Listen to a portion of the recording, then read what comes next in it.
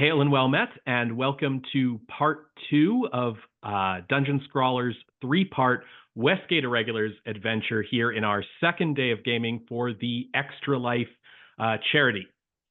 We are all very excited to be donating to Extra Life again this year. Extra Life is a gaming marathon charity that benefits Children's Miracle Network and children's hospitals around the world. My name is Ben Rowe. I'm going to be the dungeon master for this second part of the day in a game called Mimosas and Mages. And you can find my Extra Life page with my incentives posted in the chat. And my donations are going towards Alberta Children's Hospital because I'm in Calgary, Alberta. We've got some great incentives, but I'm going to talk about those in a little later once everyone has introduced themselves. I'm going to throw to Erin next. Hi, I'm Erin Evans. I'm the author of the Brimstone Angels saga and the Books of Usurper series. You might recognize me from DMing part 1! Bad choices make good memories. But here I am playing Tsetseliya, a half-elf warlock who is, I guess, going to be the sister of the bride. We're doing that. I'll throw it to Rhiannon. Hey, I'm Rhiannon Held. I write urban fantasy as Rhiannon Held and space opera as RZ Held. I'm playing Artemisia, half-elf sorcerer who's going to get married. It's going to be cool.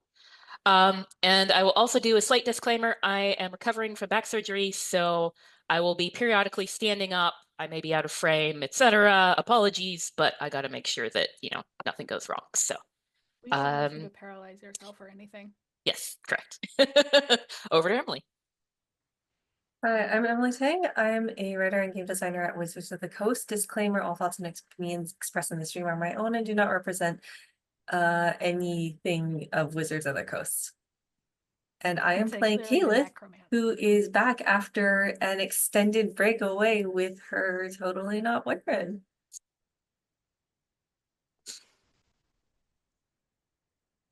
Okay. Totally not boyfriend, like book zombie. No, not zombie. Book skeleton. Bone claw. Book skeleton bone claw, yeah. Bone claw, yeah. Incredible. So I think we had a giveaway for a Phoenix Dice giveaway that we talked about at the end of the last game.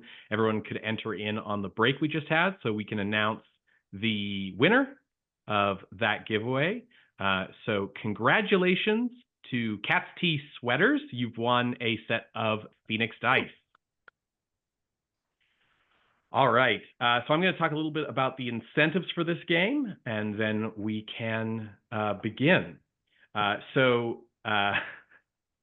This game is covering the adventures of these 3 fine characters about the same time as the madness you just saw in part 1 was happening. For $5, you can buy any one of the ladies a drink. And you can say if there's a specific character you want to buy a drink for, you can make that clear.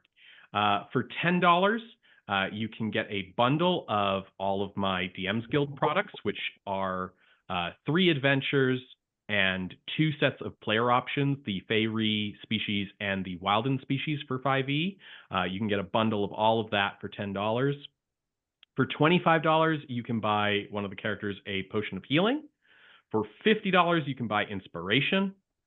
For $100, you can pick you can pick a magic item that will appear in the course of our adventure today. For $300, you can revive a dead PC, but surely we won't need that.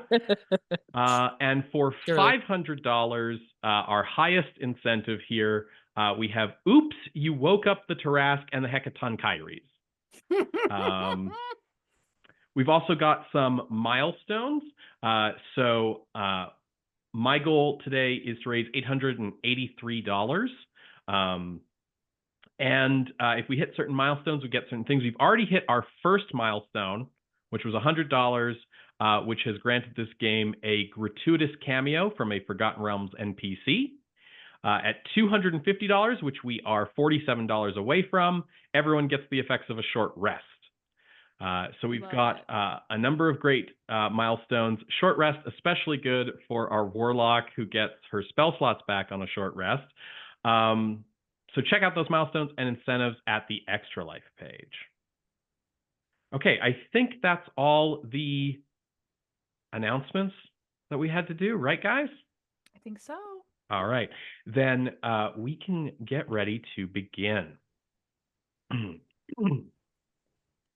So, it is a quiet, cold morning in the fading of the year of 12 warnings in the city of Westgate, city of scoundrels and secrets, a dismal city where coin rules all. The past 2 years have seen disasters and catastrophe strike Westgate again and again, shattering what illusion of law and order the poor city once held.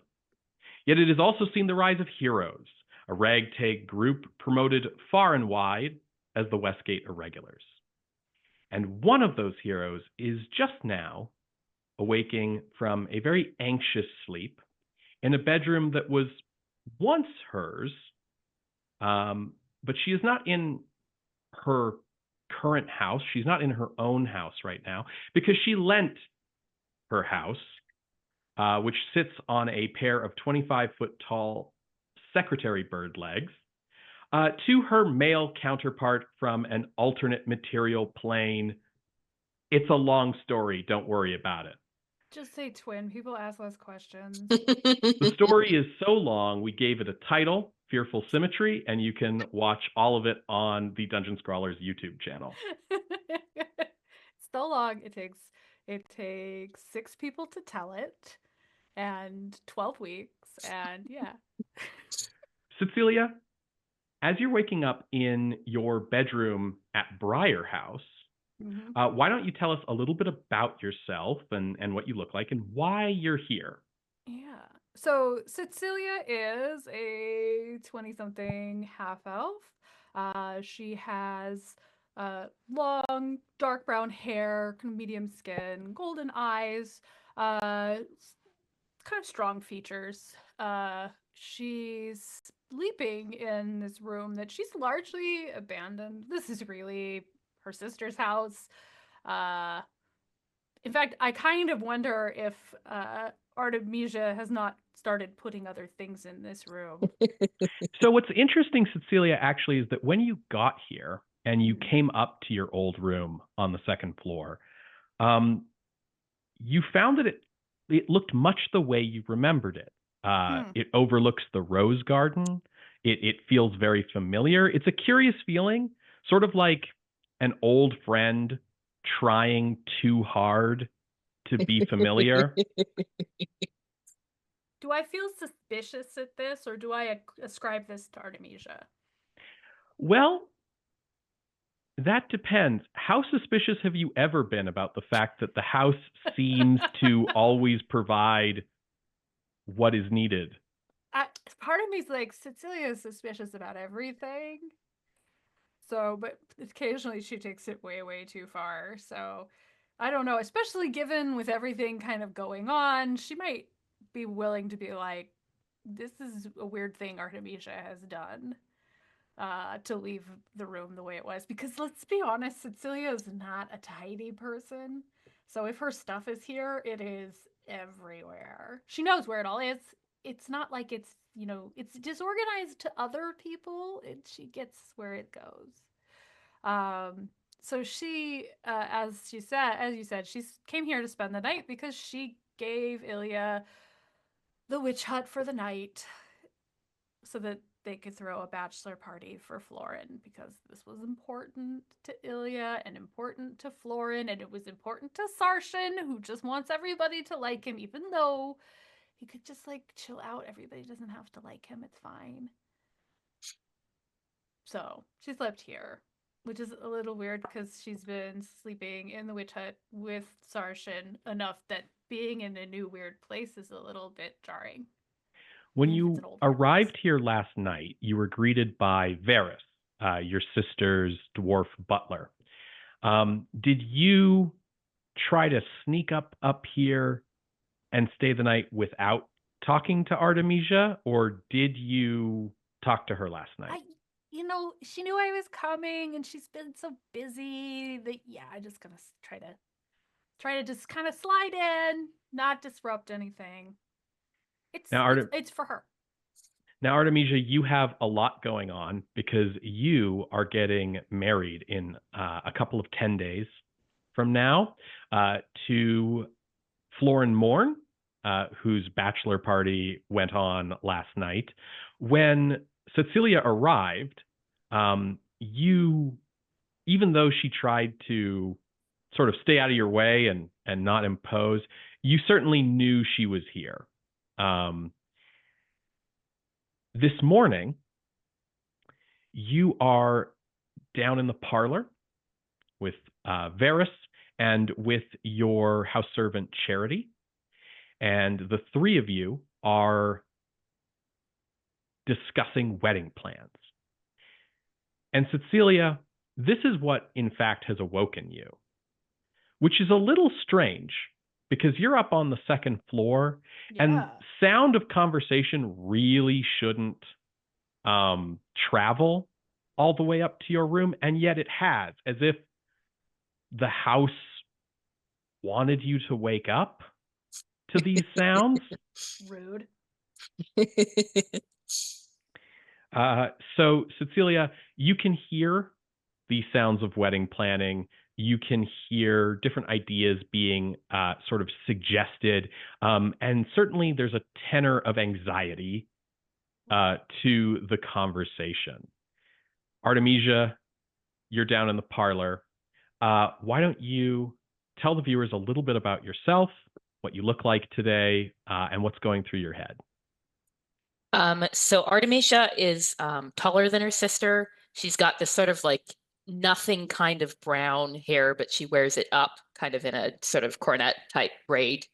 And she's definitely not at her most sort of like crimped and made up because she's going to be around the house. She's going to be working, but her hair is perfect. And she's a little bit made up. Her skin is bronze dragon scales. They sort of fade out before her face and hands, but you can definitely see them, especially sort of around her collar. So she is not as outwardly like anxious as probably Tsetseliya has ever seen her before. She's still like got kind of a handle on it. But Tsetseliya, if she remembers her sister's behavior in the past, will not be surprised to see that there's breakfast on a side table next to her that is absolutely untouched. The first thing that Artemisia does when she gets anxious is she just sort of forgets to eat consistently. So breakfast, very cold by now. She's probably got her notebook, noting stuff down. And there may be sort of like an overnotation going on, which hints at her mental state, where like if you make a list of it, like then you don't have to like worry about it quite as much. So if you list everything, then like it's all off your mind, and but then you have to actually make decisions about it, and then no. So she's very deep in that. Then the list sprouts baby lists, and then the list is a notebook. Okay. So have I calmed down, or are they still having a private conversation? That's up to you. I mean, I think Tsetseliya would realize pretty quickly that, like, while it's tempting to stay in bed and not get involved in this because she thinks this is a lot of drama and not necessary, she also knows that is not a thing she should say out loud. But she's worried about Artemisia still because she can definitely tell she's winding up. So if she comes down and she sees there's no food in front of Artemisia and nobody's eaten breakfast, she's going to like go take 2 plates and load them both up with the best looking stuff. And put one down very intentionally in front of Artemisia. Be like, "You forgot this." Well, I was gonna finish. So she actually is gonna like start to eat, maybe like offhanded, while she's like still writing, but she will eat. Tsetseliya, Charity looks at you and thanks you for getting Artemisia to eat. Charity is Artemisia's house servant, as I said earlier. She is a tiefling woman, and she actually looks a little bit different than how you remember Tsetseliya. For one thing, she has grown out her horns, which she used to kind of shave down. Also, they are on full display. Her hair is down. She used to always kind of wear them like wrapped up in a kind of like headscarf. Yeah. The other thing you notice is that she is wearing a dress that has been tailored to accommodate her tail, so it no longer hides under the dress. Fully, she is out on display as a tiefling, when before she always kind of tried to hide a little bit. Yeah. I like the look. She smiles. She says, "Oh, yeah, thank you. It just sort of, I don't know, felt right. What with Lady Terron's betrothed coming to join us soon." And it's so fun to accessorize. After the wedding, we're gonna think just all about everything. Anyway, wedding, eating breakfast also too. You know, you're not getting married for like 10 days, 3. What is it? 2. 2. Yeah, okay, 10 days. Yeah, you have time. But you have to lock things in. Like you can't go to get the pastries like the day before. They won't have time to bake them, so you gotta, and then you won't be on their schedule, and so you have to make the decisions beforehand. And Floren's doing the seating, and I want to make sure that like if he has trouble with that, then I can help him. But I'm not gonna push, because he said he could take care of that, and I trust him to take care of that. But do you? That tone of voice says you're going to take that from him as soon as he comes back with my house.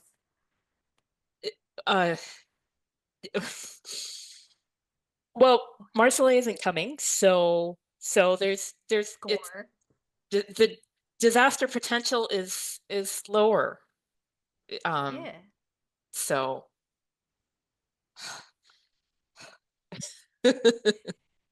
I feel like you need to stop doing this for just a little bit. Oh, he's having a party. He had a party last night. That's true. They got very drunk. I am 100% sure. And I don't think he's coming back anytime soon. Because they're going to be scrubbing my house, because I know Sarshan has a sensitive stomach. Well, it was good of you to lend it to them. I appreciate that. Yeah, I'm going to get so many favors out of this. Well, I just, if I could finish, the menu, then I guess after the menu, I should, and the decorations, and, I guess if I'm going to leave, I need to leave now before I get into that. Oh my God. This is a lot of hassle. What if you just didn't get married? Well, it's complicated. I would need a few drinks before I got into all that. Oh, that sounds like a good idea to me. Does that sound like a good idea to you, Charity? Oh, maybe she looks around at everything that needs to happen sort of today, looks at all the notes, looks at all the planning that's happening, and she says, "Yes, I think that's a very good idea." See, Charity agrees with me. Well, a couple hours. That wouldn't make much difference. Right? It's still early. You don't want to go bother the baker early. They're in the middle of doing stuff. You'll just make them mad. Just go when it slows down and they're bored and they're going, "Oh my gosh, what if my business fails because nobody's buying pastries at 2 p.m, except for me." That's when I go, because that's usually when I wake up, because, that's a good time to wake up. Come on, I s- let's go. All right. Okay. I love it. Where should we go? What DM wasn't Yeah. there like Where are we going? Carrier Yes. Varus Do we had the know a idea place? or of where to Tsetseliya, go? you have heard of a Okay. new place that has Oh. opened up since you last were in Westgate, which was like 4.5 months ago, maybe was the last time you were really here for It any hasn't stretch been of that. time. Has it been that long? Mhm. Okay. Who keeps calendars? So, okay. Have you been to this place, a taste of Karator? I saw it, but it's been so busy. They do this stuff called dim sum. Have you ever had it? Mm-mm. Oh, see, like right now you're stressed and so your appetite's off, but once you try this, these little dumplings, they're not like rashemi dumplings, but they're still very good because let's be real, when you wrap dough around a filling, you are correct 100% of the time. But anyway, once you have it, your appetite issues are going to go away, I promise. Plus, I hear they have good drinks. All right. That sounds good to me. All right. And so the two of you make your way this morning to the east end of Westgate, the portion of the city across the River Thun that is home to much of the city's show population. And the architectures of the homes and businesses here reflect that. While a great deal of this area was damaged in a series of tremors about a year and a half ago, the show community, as led by the Goto clan, have not suffered some of the catastrophes and setbacks that the city's other factions have suffered. And so they've been able to rebuild quite effectively, thanks to a decent amount of charitable aid as well from certain heroes and well-known personages in the city. And so, crossing the bridge, you arrive at a taste of Karatur. And from the outside, this business exhibits traditional, some might even say stereotypical show architecture. It has an almost pagoda-like structure with its 2 levels, and it welcomes you in with bright, cheerful colors. Inside, a showwoman in red and gold welcomes you to a taste of Karatur. She has a big smile, and she gestures you into the Fest Hall common room. There are a number of freestanding tables, some booths, a bar, and a small stage, which has like a sort of a cloth banner that's blank pulled down behind it. And that stage is currently empty. A number of show sailors are seated at the bar enjoying bowls of hot noodles.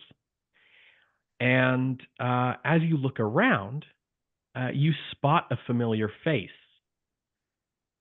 Kayleth, are you seated at like a table, a booth? Where are you in here?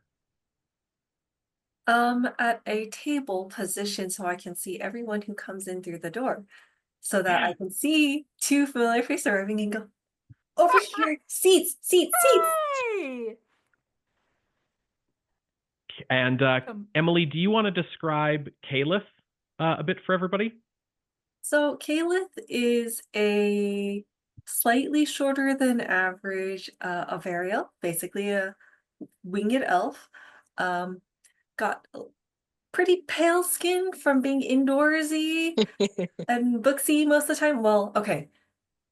That was originally why she had pale skin. Then she did this whole like sort of undead thing, maybe partly, and it hasn't really achieved a normal like living being color again yet. I think there might be some lingering effects from, almost being chosen by Merkel and things like that. But she has red hair and she has feathered wings again. Hey! Though if you get closer, They're not, you can tell they're not really like the feathers are not the color that they used to be. They're more of like feathers of various different colors. Almost like she gathered a bunch of feathers from different sources and stuck them on where as they were supposed to go. This is working. Yeah, they're I don't know, my mom kind of solicited donations from everyone in our area. Look, Well, look, that's nice. slaps them a fantastic. little. It's like, yeah, Can we join you? things have gotten a little better with my parents. It's weird. That's great. Good. But anyways, That's like Artemisia, how are you wonderful to feeling? Are hear. you so excited? Oh, Well, sorry, was that wrong to ask? Are you not excited? oh, well, I mean, of course, I'm excited about being married, but I have to get married, and Marceline's not coming. That's like really, really exciting. And yeah, there's a lot to do, but I'm not going to think about it because it's all in the list right now. It's in the note. I left the notebook at home. She needs to Kayleth get has day been drunk. watching. Kayleth has been just looking at you, slightly concerned as you speak. She has a drink in front of her, and now she just like pushes it in your direction. This is Kayleth, good. there's a number of like good brunch cocktails that this place serves. They're most well known for mimosas, a cocktail called an orange blossom, and also a kind of hangover cure that consists of a lot of ginger and honey. What is the drink you have sort of slid over to Artemisia? The ginger and honey one. So as you ladies get seated around the table with Kayleth, the proprietor of A Taste of Karatur, a Faerunian of show descent named Egon Wan, comes over with a tray, and he has a big smile on his face. He's very welcoming. He says, ladies, thank you so much for patronizing my fine establishment. Some gentlemen at the bar have bought you some drinks, and he sets a mimosa in front of each of you and gestures over to the bar. No one's directly looking at you right now. Everybody at the bar seems to be trying to play it cool, but there are four very striking individuals who are over there who you immediately take notice of. But 3 drinks have been purchased, so you're not quite sure who this might have come from. But looking over, you see a very tall human man, about 6'3", broad-shouldered, long black hair, pale skin, in kind of a midnight blue jerkin, a white tunic that he has left somewhat unlaced, and tight black leather breeches. There's also a bronze-scaled dragonborn in sort of traveling clothes. A tall, thin, dark-skinned elf with a big hat with a feather in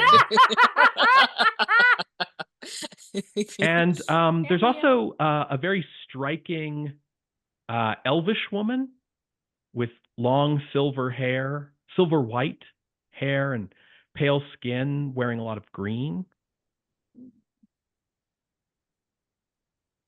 Tsetseliya takes one of the mimosas and she says, I love a con where you don't have to even do anything.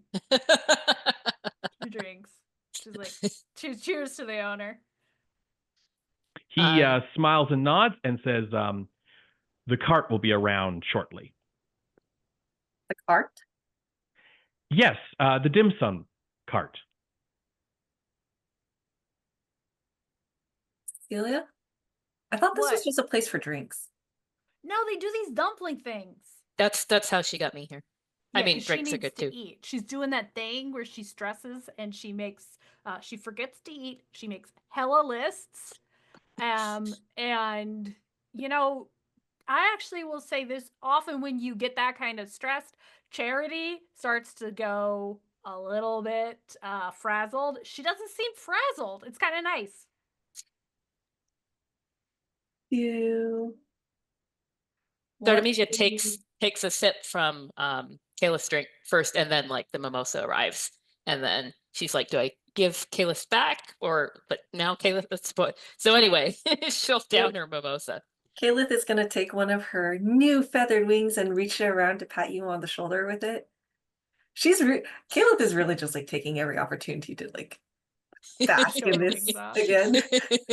And actually Artemisia, like, since Kayleth touched her first, she's gonna like pet a feather unless Kayleth like jumps back or something. But No, you 'cause can she's totally curious. pet the feathers. Not gonna fall off. Yes. And hearing from the owner that the drinks came from the guys on the bar, of course Artemisia's gonna check them out. So there's this little moment where she's a little bit sort of like, and then she's like, whoa, she kind of like shakes herself a little bit. And then does a little bit more sort of like, wait, no, I'm not going down that road. Nope. Don't need to like. You know, Artemisia, in that one moment where you were checking them out, you caught a scent of something, and it's the scent of wolf from over there at the bar.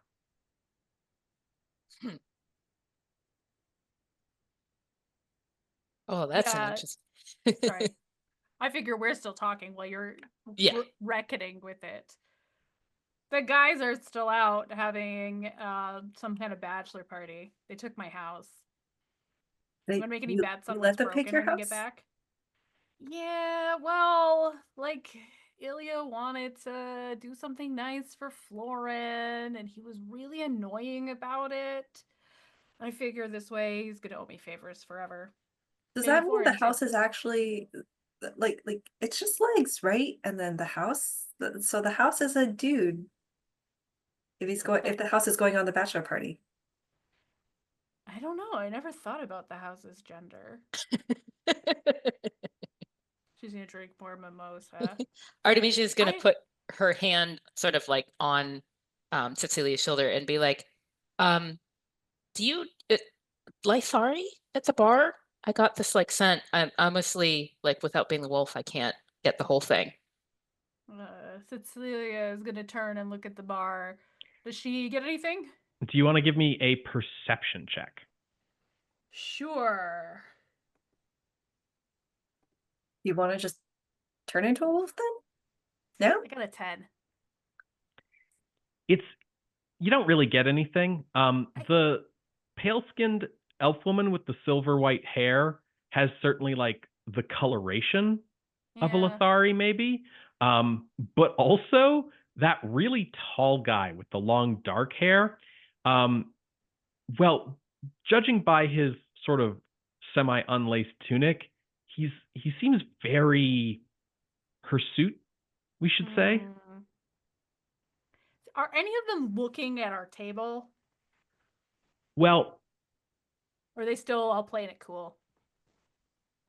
2 of them are at the moment. That tall gentleman, and also the elf with the big hat, who you can see now that he's looking in your direction is a dark elf and has an eye patch. All right, so I feel like in this moment, Tsetselia's first instinct is to just like do intimidation on those people and get them to leave us alone. The question is, Artemisia asked about, is there a Lithari? And she has only had the one mimosa, so she's not losing any kind of focus. She's just going to turn back and be like, I think you're probably just smelling bad cologne. Do you want me to get rid of them? I mean, I did drink their drink. It's a new sort of situation for me. Whoa. They sent the drink over here. That's their own dumb decision. Like I said, a con that runs itself is great. Look, as far as we know, someone else, not those 4, could have sent the drinks. So, just saying. Maybe they heard about your good news. Well, if I want to check out, like, if I could just like go to the privies or something and be the wolf and like just sniff around a little bit. Wait, Why? Why? Why not? Well, like, why? But Well, no, I'm saying like, why not just go and come back as the wolf? could we just go back to why are you doing that? Are you like? well, 'cause I mean, every time I hear a knock at the door, I expect it to be Marcelea. But like, what about, our biological mothers? Like, oh my God. You know what? You just. Ugh. Why don't you just worry about now? Do you actually think that guy is your cousin? Our cousin? She's a thumb back at the shirt, the guy whose chest hair is hanging out. I want to know so I can deal with it. That's all.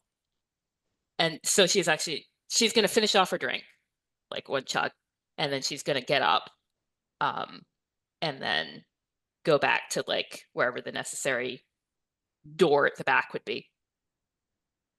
While Oh my God. Artemisia's gone, Mhm. the dark elf walks over to your table. He's got 3 bottles that he's bringing with him. Oh. And without asking any kind of permission, he sits down in the chair that Artemisia was in. And this hat he's got on, it is like massive, huge feather, very ostentatious. He's dressed in like a purple and gold sort of doublet with like these fine silks underneath and very tight breeches. And he smiles as he sits down, and he's puts these 3 bottles on the table.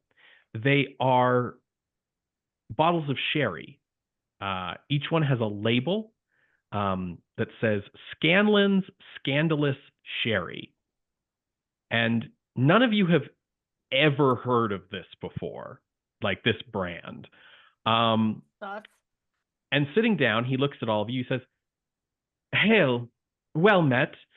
It's not everywhere that you see an Avarial around." And he points at Kayleth and smiles. I see you've met Avarials before, though. Point at the feather on his hat. Oh. He smiles and he says, "Oh, I've been everywhere. I know a little bit of everything. And I know a rare sight when I see one." He opens up one of the bottles of sherry, pours himself a little bit, drinks some of it, and says, "The bottles are all for you." In return for what? What's the catch? Well,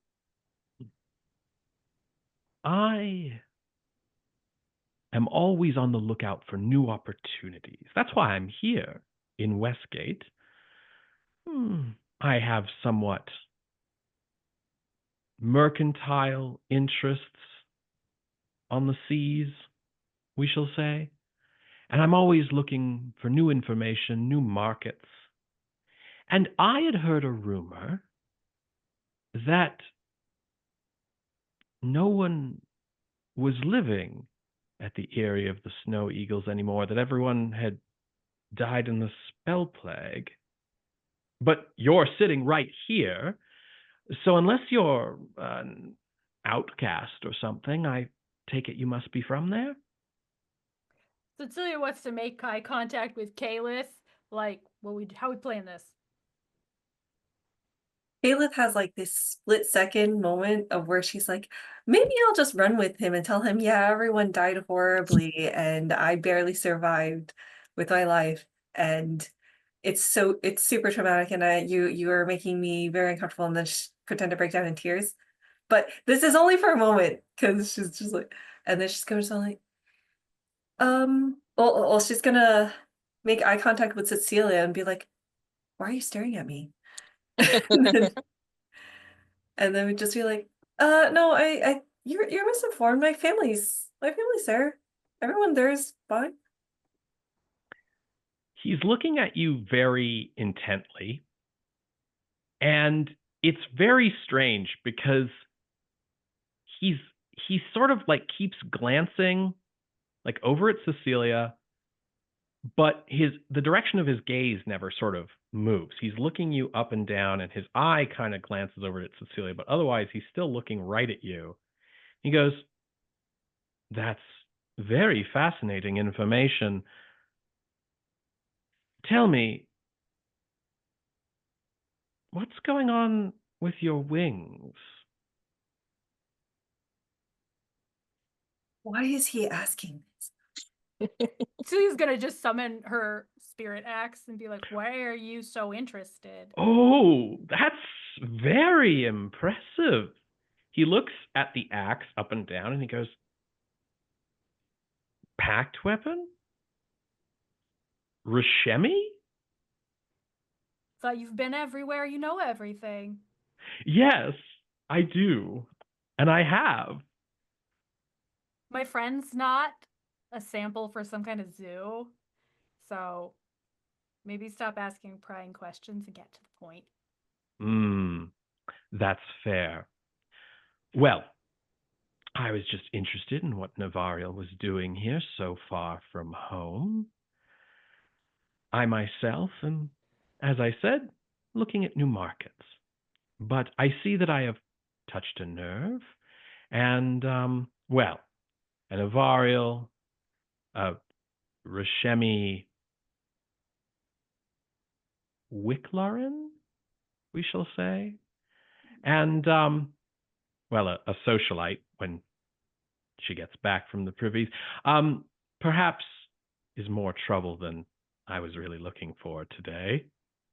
But if you're ever in Luskin, you can ask for, well, don't ask for me. Ask for High Captain Kurth. It'll be fine. Yeah. Good day, ladies. Good day. With He does like a grand bow with the giant hat, and stands up and he says, "Keep the sherry," and leaves the fest hall. as he does that, Kayleth just wants to see if she can take the feather out of his hat without him knowing it. Ooh, give me a sleight of hand check. Gonna be an 18. His passive perception is 18. Meets it, beats it. So you have got a feather from a hat of disguise on you now. Ballsy. I love it.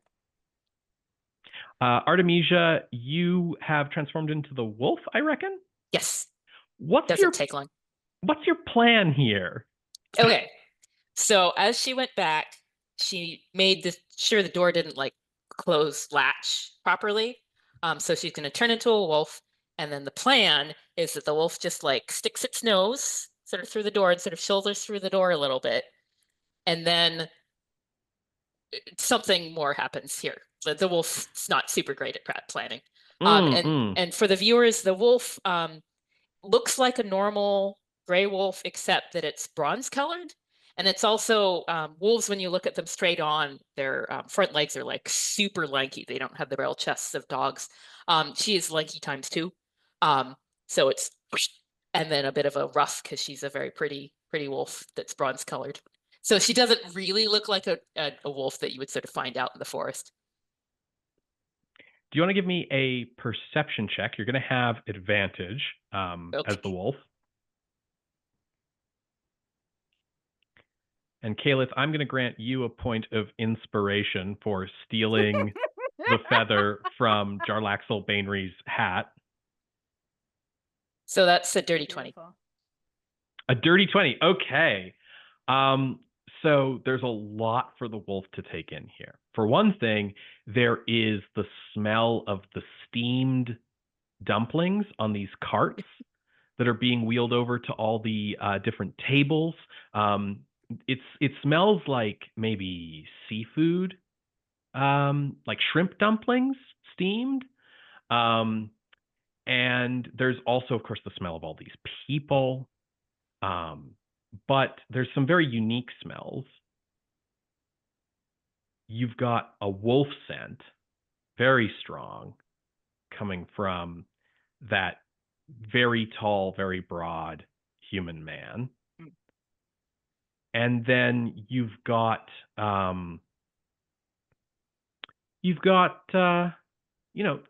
Dragonborn have a rather unique scent that you don't get a lot of in Westgate. The elf woman with the long white hair and the green eyes does not smell. Okay. Lithari does not smell like Pack, is not familiar. Well, so the wolf is gonna go right up to the guy. You two at the table can see the wolf like just go right on in. And Tsetseliya, you'll hear her say to the like look up at the guy and be like, "Hello, who are you?" Oh my gosh. Okay, I need to quickly see. Kayleth, she Yeah. did the wolf thing. He Yep. looks down at you, Artemisia, and gives you a big smile. And when he does that, he kind of flashes these very prominent canines. And he reaches down and he kind of like scritches under your chin. And he says, "Oh,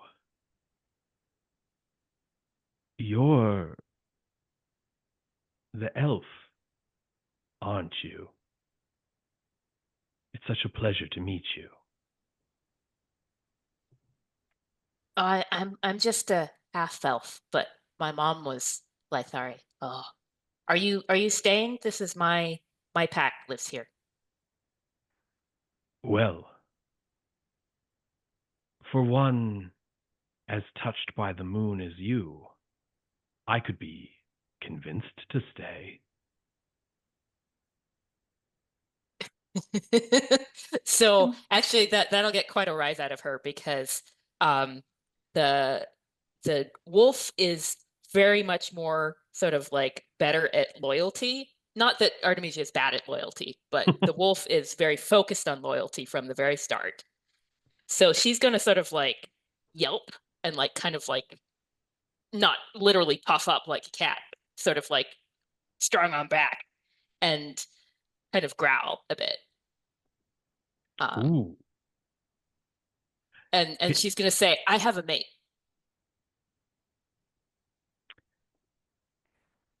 He sort of removes his hand and he says, "Well, introduce me. Maybe I'll like them too." Small question. I have Speech. speech. Can I hear this happening, or am I just like Artemisia's What's your- talking to some guy? What's Tsetseliya's passive perception?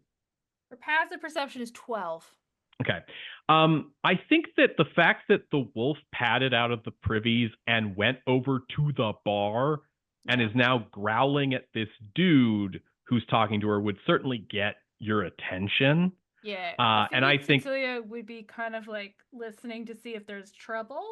Oh yeah. And I think you'd certainly be understanding the conversation. I think Okay. you're listening in for sure. I mean, this is your sister, and Yeah. she's getting married in 10 Yeah. days. And bless me, a wolf. She's a little naive in a way that I don't know if Artemisia. I think Artemisia embraces and understands and loves, but maybe sometimes it's not the most Artemisia kind of thing. So meanwhile, I assume the mimosas have been polished off. Kayleth has cracked yeah. Oh open. yeah. Kayleth has drunk cracked one. open a sherry. Is Tsetseliya having some of it too?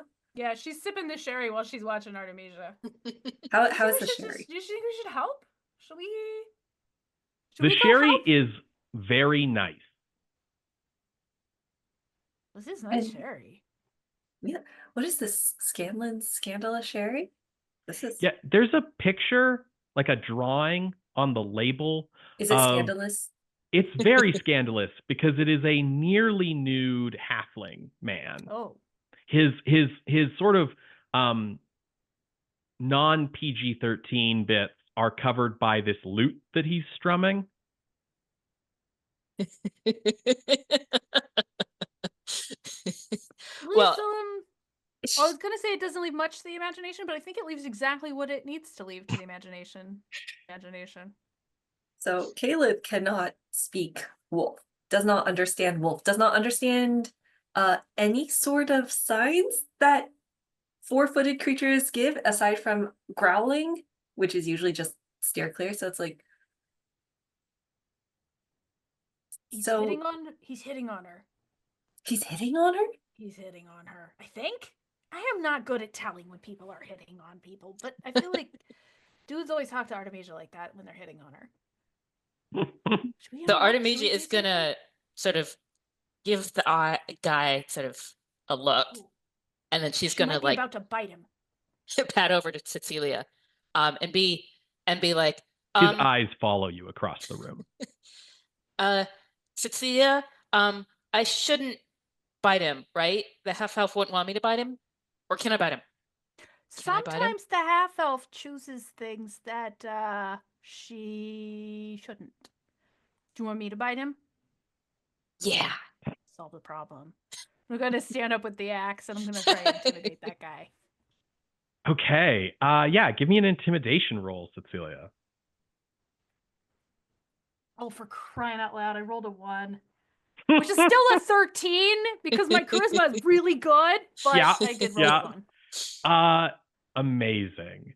An eyebrow raises on his face. He's got these piercing blue eyes, long, straight, dark hair, no facial hair, but that's maybe the only place where there's no hair on this guy. And he actually looks more interested now than before. Get up and be like, hey, leave her alone. In Artemisia, Stop it. or is it like Artemisia and Tsetseliya now? Oh, yeah. The threatening seems to have really interested him. As Tell you're him to trying to fuck. get Mia Wolf to leave you alone so you can focus on intimidating this guy, he starts to walk over. He's got 2 drinks in his hands that he's bringing over to you now. Okay, Kayleth is like, what level of threat is this? I don't really know. Dude's got some kind of wolf thing going on.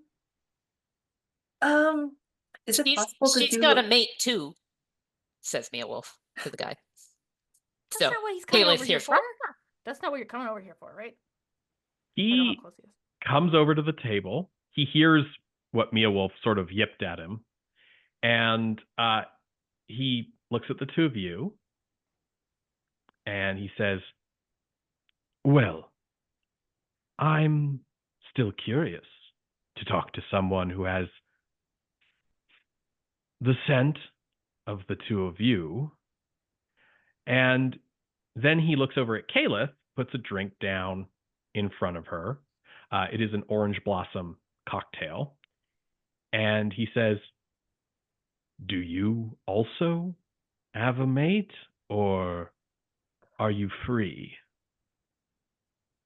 I have a bone claw boyfriend. best answer. Kayleth, I give me an don't think intimidation mating roll. is possible. Oh, you're not still with Aiden, are you? This is just.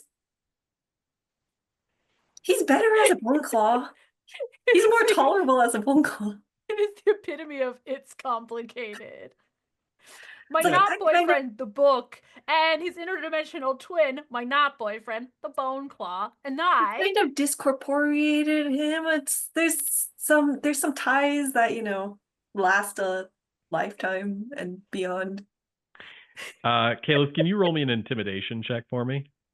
But she wasn't trying to be intimidating. Sometimes that's It's the like, best facts kind are of intimidation.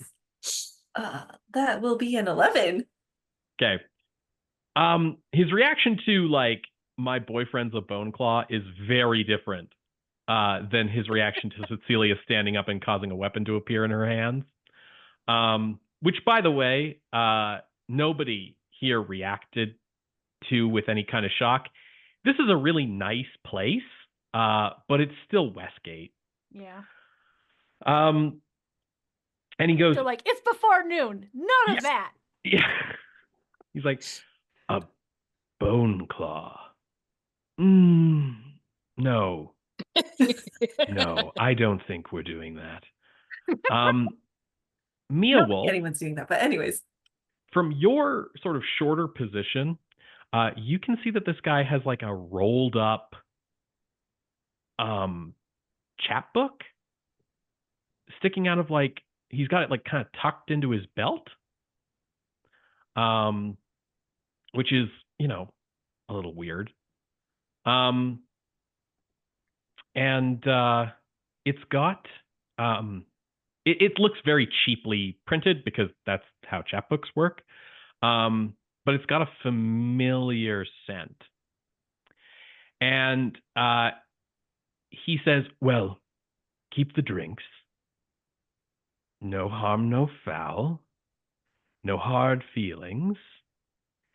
And he looks down at Mia Wolf, and he says, when the moon is out, you may find me at the hills of the 7 lost gods. I like to bathe in the moonlight there at night. And he sort of looks at Tsetseliya, kind of nods, and then slowly, you know, good day, and walks away. Mia Wolf will growl So- after him a little bit. Who noticed the chapbook? Was it- Well, Mia Wolf certainly did. What's your passive perception, Kayleth? I think it's awful. It's actually 16. Oh, yeah, you totally noticed the chapbook sticking out from his belt. All right. Do you want to try and grab it? Yes. Yeah, that's what I thought. Do it. See another sleight of hand check there. That's a natural 20. Hey. Did you like take Excellent. levels of Rogue while you were away? I don't think so. I think it's just like, I don't know. The bones are being nice to me right now. I don't know. Ew, don't talk about him. I don't want to hear that stuff. Kayleth, you pull out this chapbook and you kind of like unroll it so that you can see the cover, upon which is written the title, The Devil and the Daughter, a tale of lovers and lineage, part of the Dubious Dalliances Westgate Irregulars Library by the Orsino Literary Artists Group. Oh my goodness. My. Can we skim it really quickly? Yeah, so chapbooks are serialized, right? Like literally they're basically a chapter of a book at a time. So one of the advantages of that, especially with steamier chapbooks, is that if you're on the right chapter, you might get to the good stuff right away. And about like 20 pages in or so, things do start to get very spicy indeed. And well, it's also very clear as you skim this, Kayleth, that this is some, I guess we'll be generous and say fan fiction that some anonymous person has written about Artemisia and her husband to be, Florin. This is that chapbook shit. This is that thing. Now Have I it's you. Now you're getting it. Have I been reading this aloud? Do you want to have been? I probably have been, because Okay. like, and then once it gets to the like series, I'm like, I am going just to gonna taper drop off. a image in the chat. Allie, if there's any way that you can show this image on the stream, you can do so. But Emily, you'll see it in the Zoom chat. And if you want to read it aloud, you can go right ahead. Let's go. And her heart raced as she pressed herself against his chest, scales against flesh, bronze against scarlet. Lauren, my love, she breathed in ecstasy. Oh. Oh. Okay. Look at Artemisia real quick. I know what we have to I'm gonna look do. at Tsetseliya real quick. It's We like, have to hunt her down because it's the same. Is it the same? The same one that did the wolf and the witch stuff? So that was credited to Dana Orsino, and this has been credited to the Orsino Literary Artists Group. Once and for all. Now you're on my side on this, right? It's humiliating. two Well- mages raised to control their power, their emotions, now spiraling out of control. Oh my god. Okay, listen. This is predatory. You and Florin barely know. She's had barely any time to write this. She must have been on you every second. When As her you guys fingers are- found his tail, it was all she could do to stop herself from gripping it Oh my much god. too tightly. Oh my god.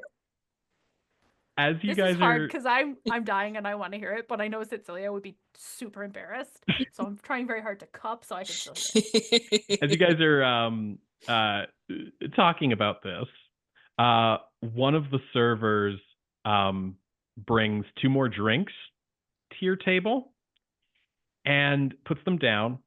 They are also cocktails. They are nutty rums. And Oh. the server gestures to a very strange sight. Sitting at another table, there is like what looks to be, well, it looks a lot like Ferris, Ilya's steel defender, Mhm. but it's clearly not. You've never really seen something like it here in Westgate before.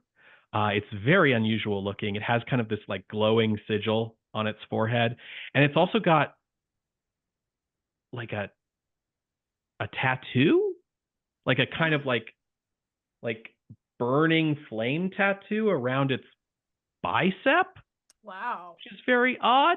And the server kind of gestures to this creature and says, Sir Tin Can bought you these drinks. Okay, well, I think that one's not going to try to sleep with us, so bonus. Thank you! And it kind of waves. But why? Like, all of us, like, what have you two been up to while I'm not here? Because it's just like wave after wave of drinks. What happened? I mean, I've been traveling, so... Well, and Mia Wolf, like a wolf, it's very hard to drink from like a normal glass. And I think like she would have noticed the consternation over the chat book because once the guy's gone, she would have gone over to the dim sum cart and sort of done the dog thing where they kind of come up and they and had herself a couple dim sums. But then, Kayleth was reading and all this consternation. So she's gonna like go towards the back a little bit, but not really go back outside to like turn back into Artemisia and come over in time to hear all about the book and sort of like freeze response. And then like when the new drink arrives from the steel defender, she's just gonna like pound it. The cart makes its way over to you guys. There are some shrimp dumplings Yes. on offer. It's sort of like seafood dim sum is what's being served here. The other thing that they have is xiaolong bao. Yes. And there's also on offer some cups of tea that are served out to you guys with the food. And this tea, it actually tastes very different from what you're used to. Tea in Faerun tends to be like what restaurants put out for free instead of like glasses of water, because like water might be, not purified necessarily. It might not be good to drink, but like you boil it to make tea. And usually tea is made from like whatever local herbs kind of are around. So it's more of a tisane in a lot of parts of Faerun. This is like real tea leaf tea. This is cha. This is a lot stronger of a flavor than what you're used to tea being like. How does it taste with sherry in it? Let's find out. You want to find out? Yeah, let's find out. I'm just gonna do it. Amazing. So you're served out some food. In addition to that, Kayleth's enjoying a tea and sherry cocktail. Hot cocktail. Who's got the chapbook now? I think Kayleth has just sort of like it's sort of like resting by her plate now. Artemisia is finally going to sort of like shake herself out of like the frozenness. The wolf sort of got the taste of the dim sum in her mouth, and so like she actually is eating now. But she's also sort of like looking at Kayleth like, can I get this away from her? It seems, well, obviously they can't know anything. Okay. But it seems private. So okay. Okay, so we've had like mimosa and some sherry, and then we have some this rum. Nutty rum drink. And yes. So you each should all be so there was the nutty rum, there was the sherry, there was also the drink that the guy brought over for Kayleth. Oh my God. So you guys should each be 1, 2, 3, like 3 drinks in. Kayleth's actually 4 drinks in. What effect does that have on our anything? Everyone can make me Constitution saving throws. Thank you for asking. Okay.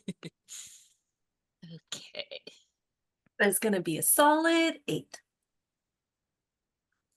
Hey, 28. 14. That's Okay. what drinking Jeweled will get you. Iron stomach. Kayleth, you are drunk. What this means for you is that you have disadvantage on ability checks and attack rolls. What that sounds like is if Artemisia wants to try and take the chapbook away, Kayleth might not notice. Yeah. So Artemisia, you can get the chapbook away and take a look at the page that Kayleth kind of like folded it, back to look at, and just for the joy of our audience, I will read what it is that Artemisia sees there on the page. And her heart raced as she pressed herself against his chest, scales against flesh, bronze against scarlet. Florin, my love, she breathed in ecstasy. I need you. He brought his lips achingly close to hers, daring her to come the rest of the way. Immediately, her defenses crumbled. This red devil man had intoxicated her, and she took the bait. An explosion of passion blossomed between them in the tight confines of the artificer's closet, full of magic items worthy of daring theft, yet none of them could hold a candle to the power of their love. 2 mages, raised to control their power, their emotions, now spiraling out of control, hands gripping each other's bodies, temperatures rising between them as their embrace moved from cautious exploration to reckless abandon. As his lips ran down her neck, his teeth brushed against her scales for a moment, and her breath hitched, and when her fingers found his tail, it was all she could do to stop himself from gripping it much too tightly. Oh my God. The tail comes in, man. Tsetseliya is watching you read this, like.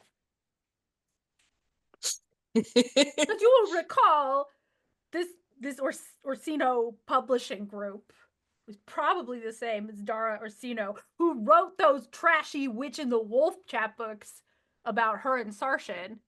And she's like, this can't stand. We should go track that guy down, figure out where he got it from. I mean, I just want to keep this one to show Florin. You want to show Florin? I would burn it. I would.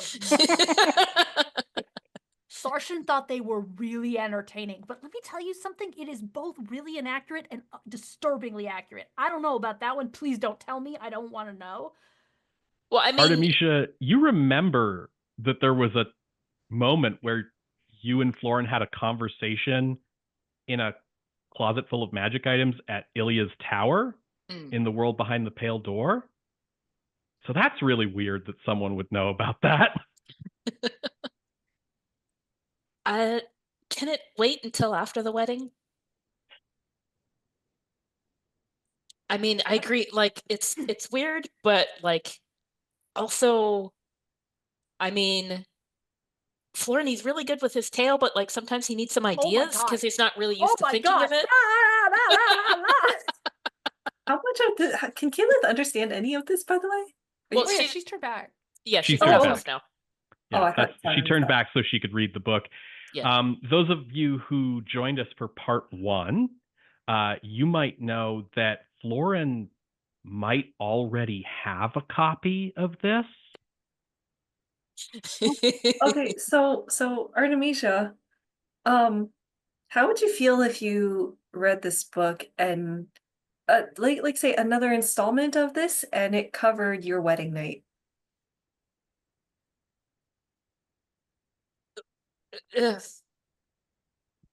Yeah, but ugh.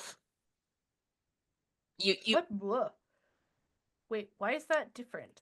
It's well, see, it's like they knew that we were together like in that closet, but this didn't happen there. So it's in their imagination. But what if they were like watching close enough on the wedding night? And I mean, they could kind of guess what would happen on a wedding night, and that would be. But then they would know and have confirmation and be able to be anatomically correct. So we have to go like chase this It didn't work for you though, did it, Tsetseliya? No one ever helped me figure out who Dara Orsino was. Now you are invested. As you're arguing about this, a like young Aarakocra girl like runs into the fest hall and is like looking around like rather alarmedly. She asks something to one of the servers. The server points her over to you guys, and she runs over to you guys, and she's kind of like a little bit out of breath. And do you have a drink for us? No. You have 2 drinks for us? No. I don't know any of you. I was told that Lavrin was here with you. Who's Lavrin? Big, tall man, dark hair. Oh, real smarmy? Yeah. Yeah, he left. Oh, what's wrong? I'm supposed to deliver this note to him, and I'll take it from him.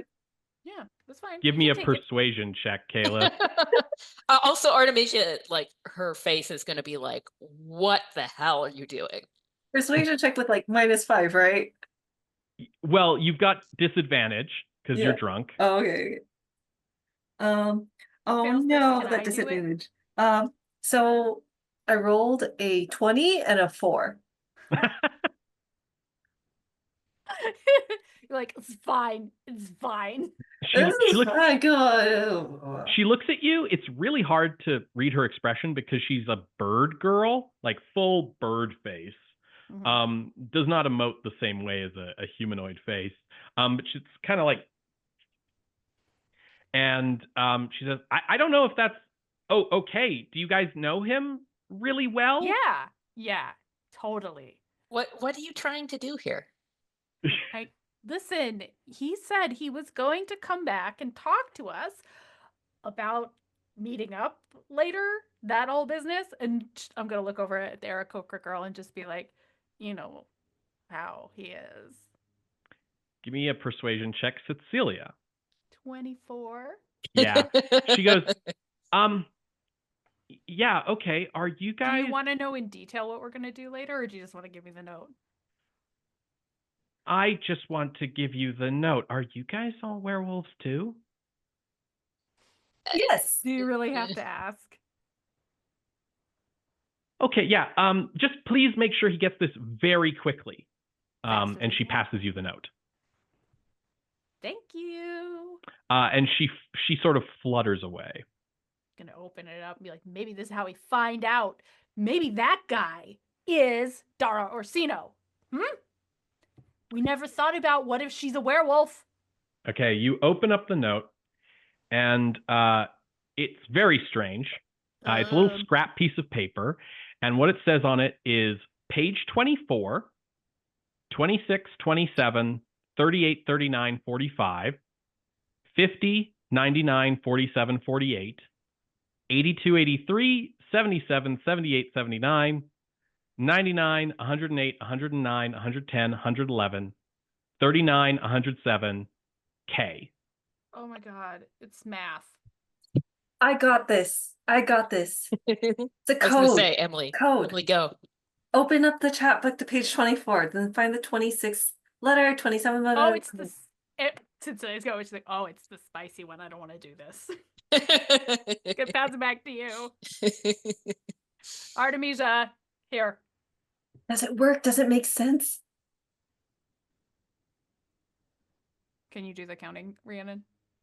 Oh, I see. Okay, sure. I feel like Tsetseliya would not want to look at the chat book. She's very uncomfortable with the chat book. Yeah, Kayleth or Artemisia can both. I mean, that's why I put I see. That's why we a got page picture of the 24. things in chat. I don't want to actually count the words. That's a lot of words to count. Okay. 7, 8. So we need Need you.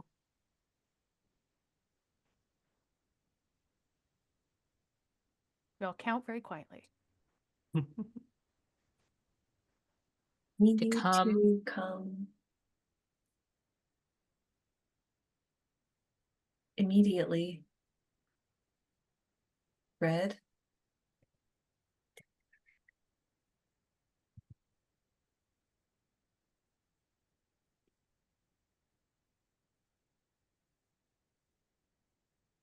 Need you to come immediately.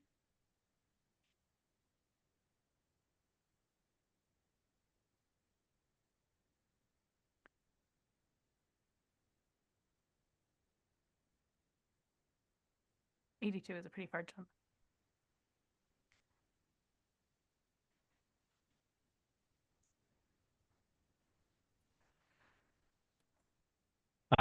For our audience, now is a great time to head on over to Extra Life and make a donation for Children's Miracle Network.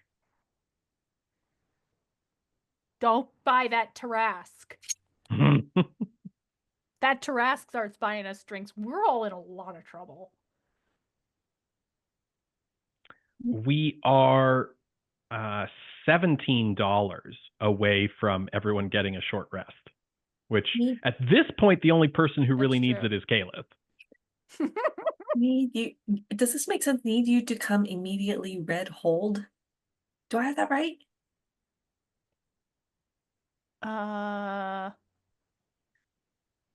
Red hold defenses crumbled. That could make sense. That does sound like a reason to come immediately.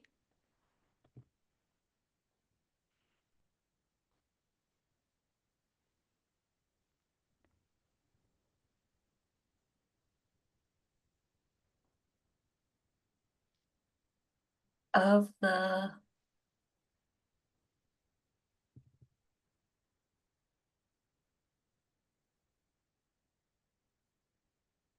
Where are we?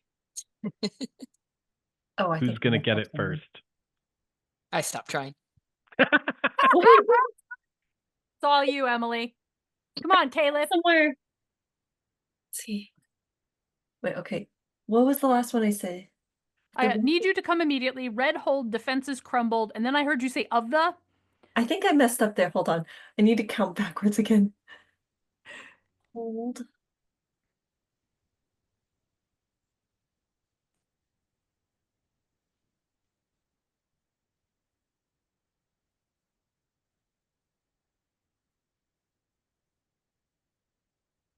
Well, I think it's of the.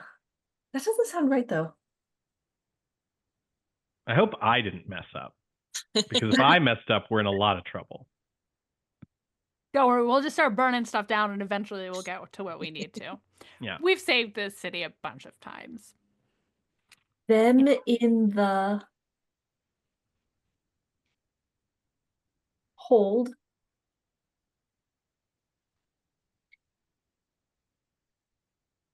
Two mages who raised two.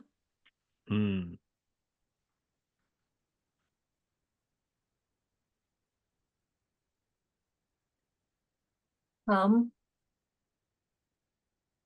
Love? I don't think that's right. Okay. But that's This what is I why you got. should never do puzzles at 4 in the afternoon or 4 in the morning. So I rewrote the clue puzzle because I thought I had miscounted the words, but maybe I counted them right the first time. So let's try this. So you've got the first line correct. I like the idea that Kayleth's a little drunk in her first one. She's like, need you to come immediately. Red hold, defenses of the two raised, two come. And we're like, what? So try this instead, and we will see if it works. Or if I'm actually just like counting wrong. Yeah, that could also be possible. So this is the second one? Yeah, second line. Need you to come immediately. Red.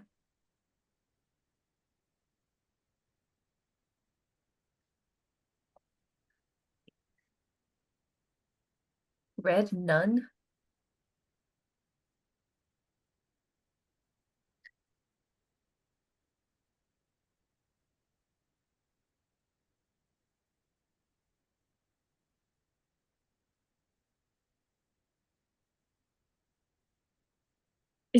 Is it actually red hold? Because red hold. It's not red hold. Okay. Need you to come immediately. Red. But is it red? Yes, red is Okay. correct. 15. It's either one. It's one of these two sets of numbers that I've given you now. I really hope I didn't mess this up.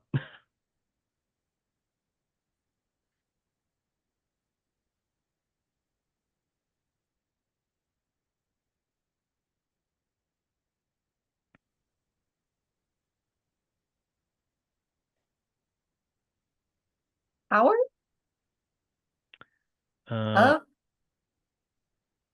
Candle?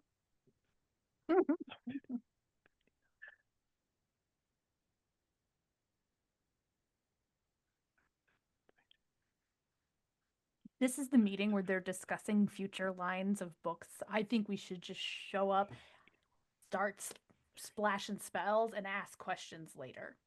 Who's with me?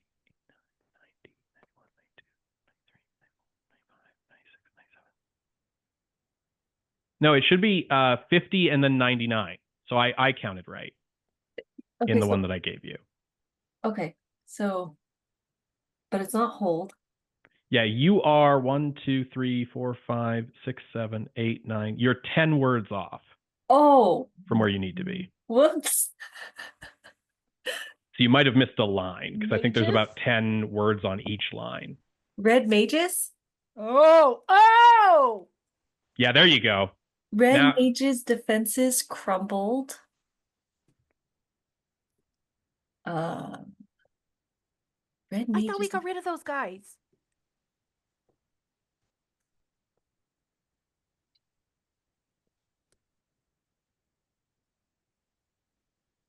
Red mage's defenses crumbled. Wait. That's 95.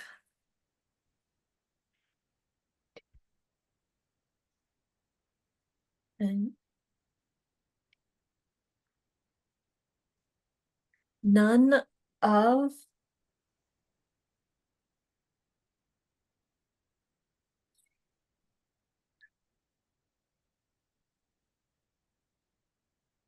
I'm like, oh, I keep feeling like I'm miscounting now. None of 82, none, Theft? No. Sorry. 81, 80, 79, 70. None of worthy. Oh, you're a little bit Oh, off. oh, sorry, I'm on the wrong thinking. Magic? Or wait. What Erin, what number do you think is magic? No, I think hang on. I think I've gotten Red off. mage's defenses crumbled. None of Okay, so this is 82. You're a line off, Emily. 80. I'm helping. 79. No, 79 is.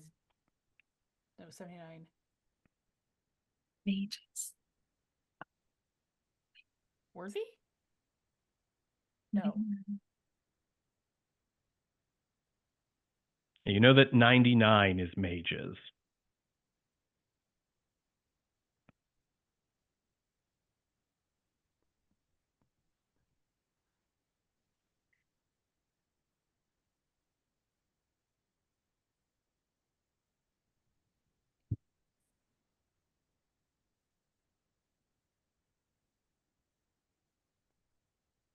Daring theft. Of There you magic go. items. Yeah. Daring theft of magic items. Mages. Is spiraling out of control. Ugh. What was the fourth word again? Come. Come.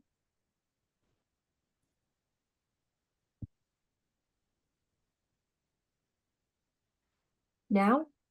Yep. There you go. Oh. You got it. From K. Okay. So need you to come immediately. Red mage's defenses crumbled. Daring theft of magic items. Mages spiraling out of control. Come now. K. Okay, that doesn't sound like a publishing meeting, but it does sound like something that maybe could use help.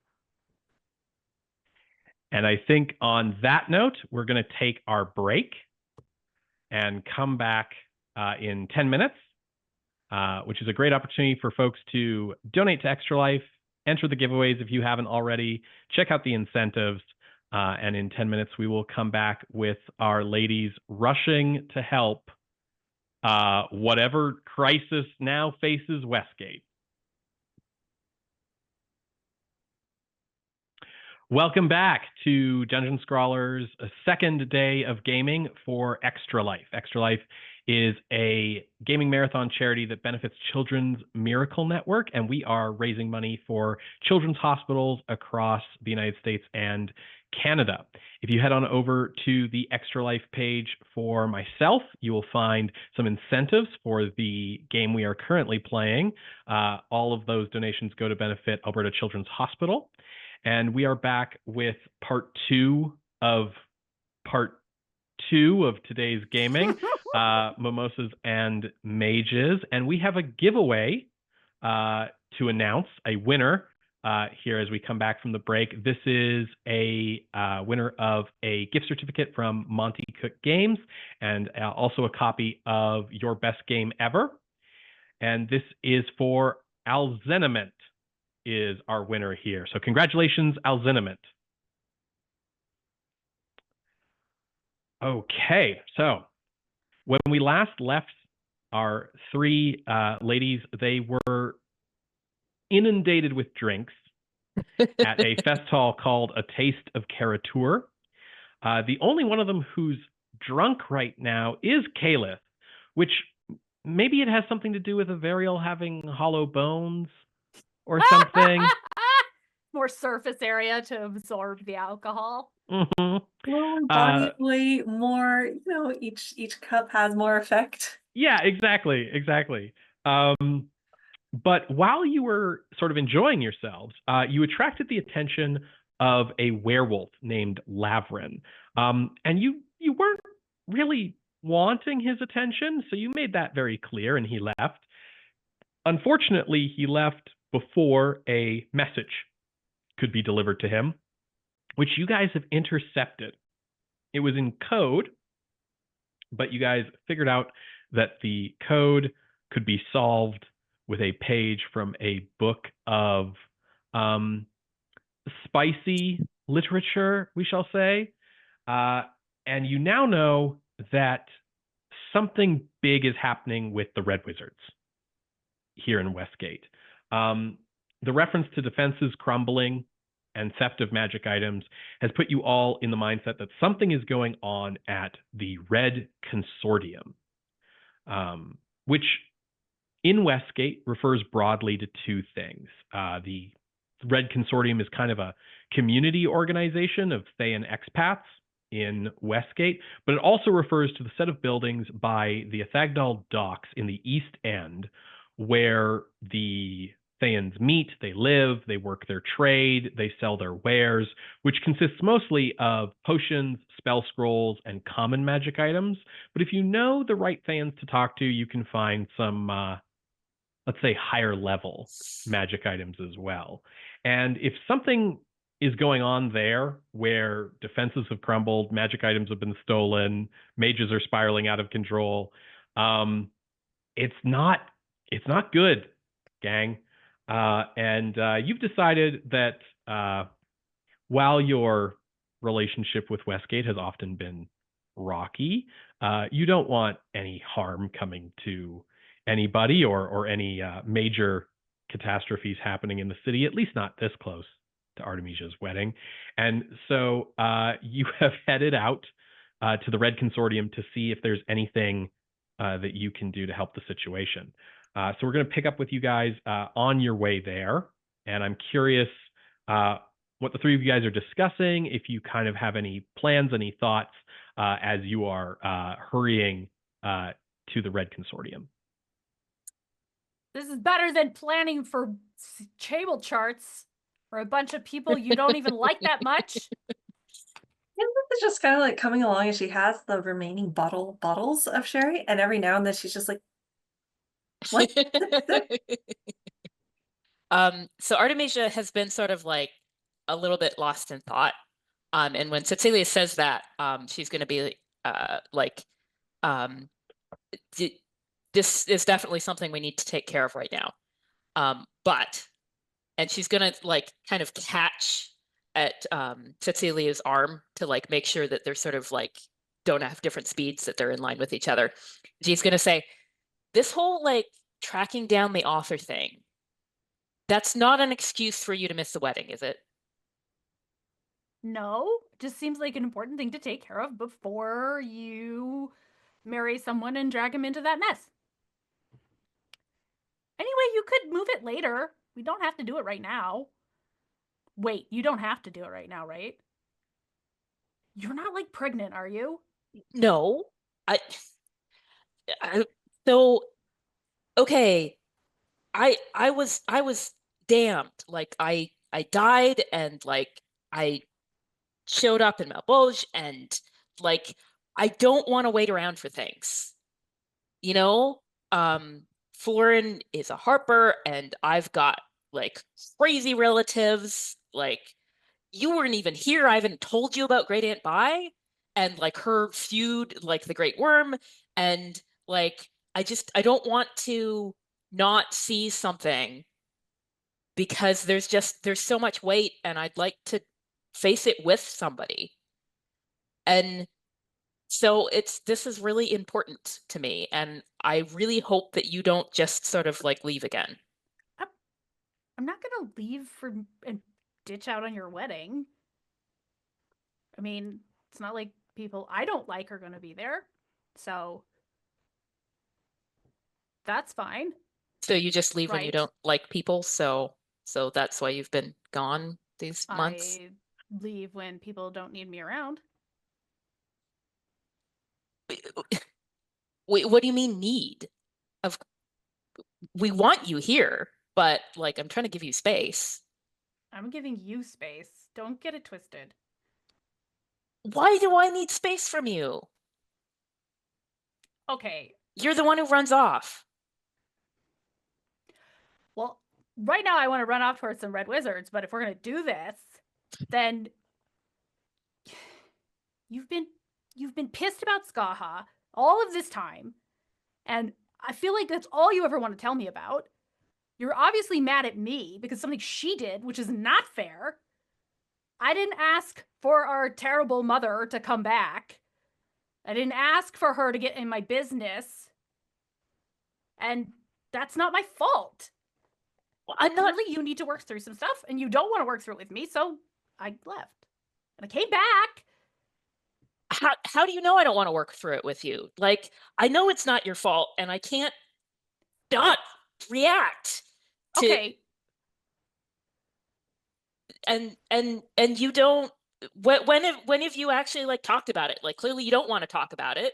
no, I do And try to talk about it, but all you want to talk about is how wouldn't it be great if she was here and she was our mom and she loved us? Artemisia, she's not that person.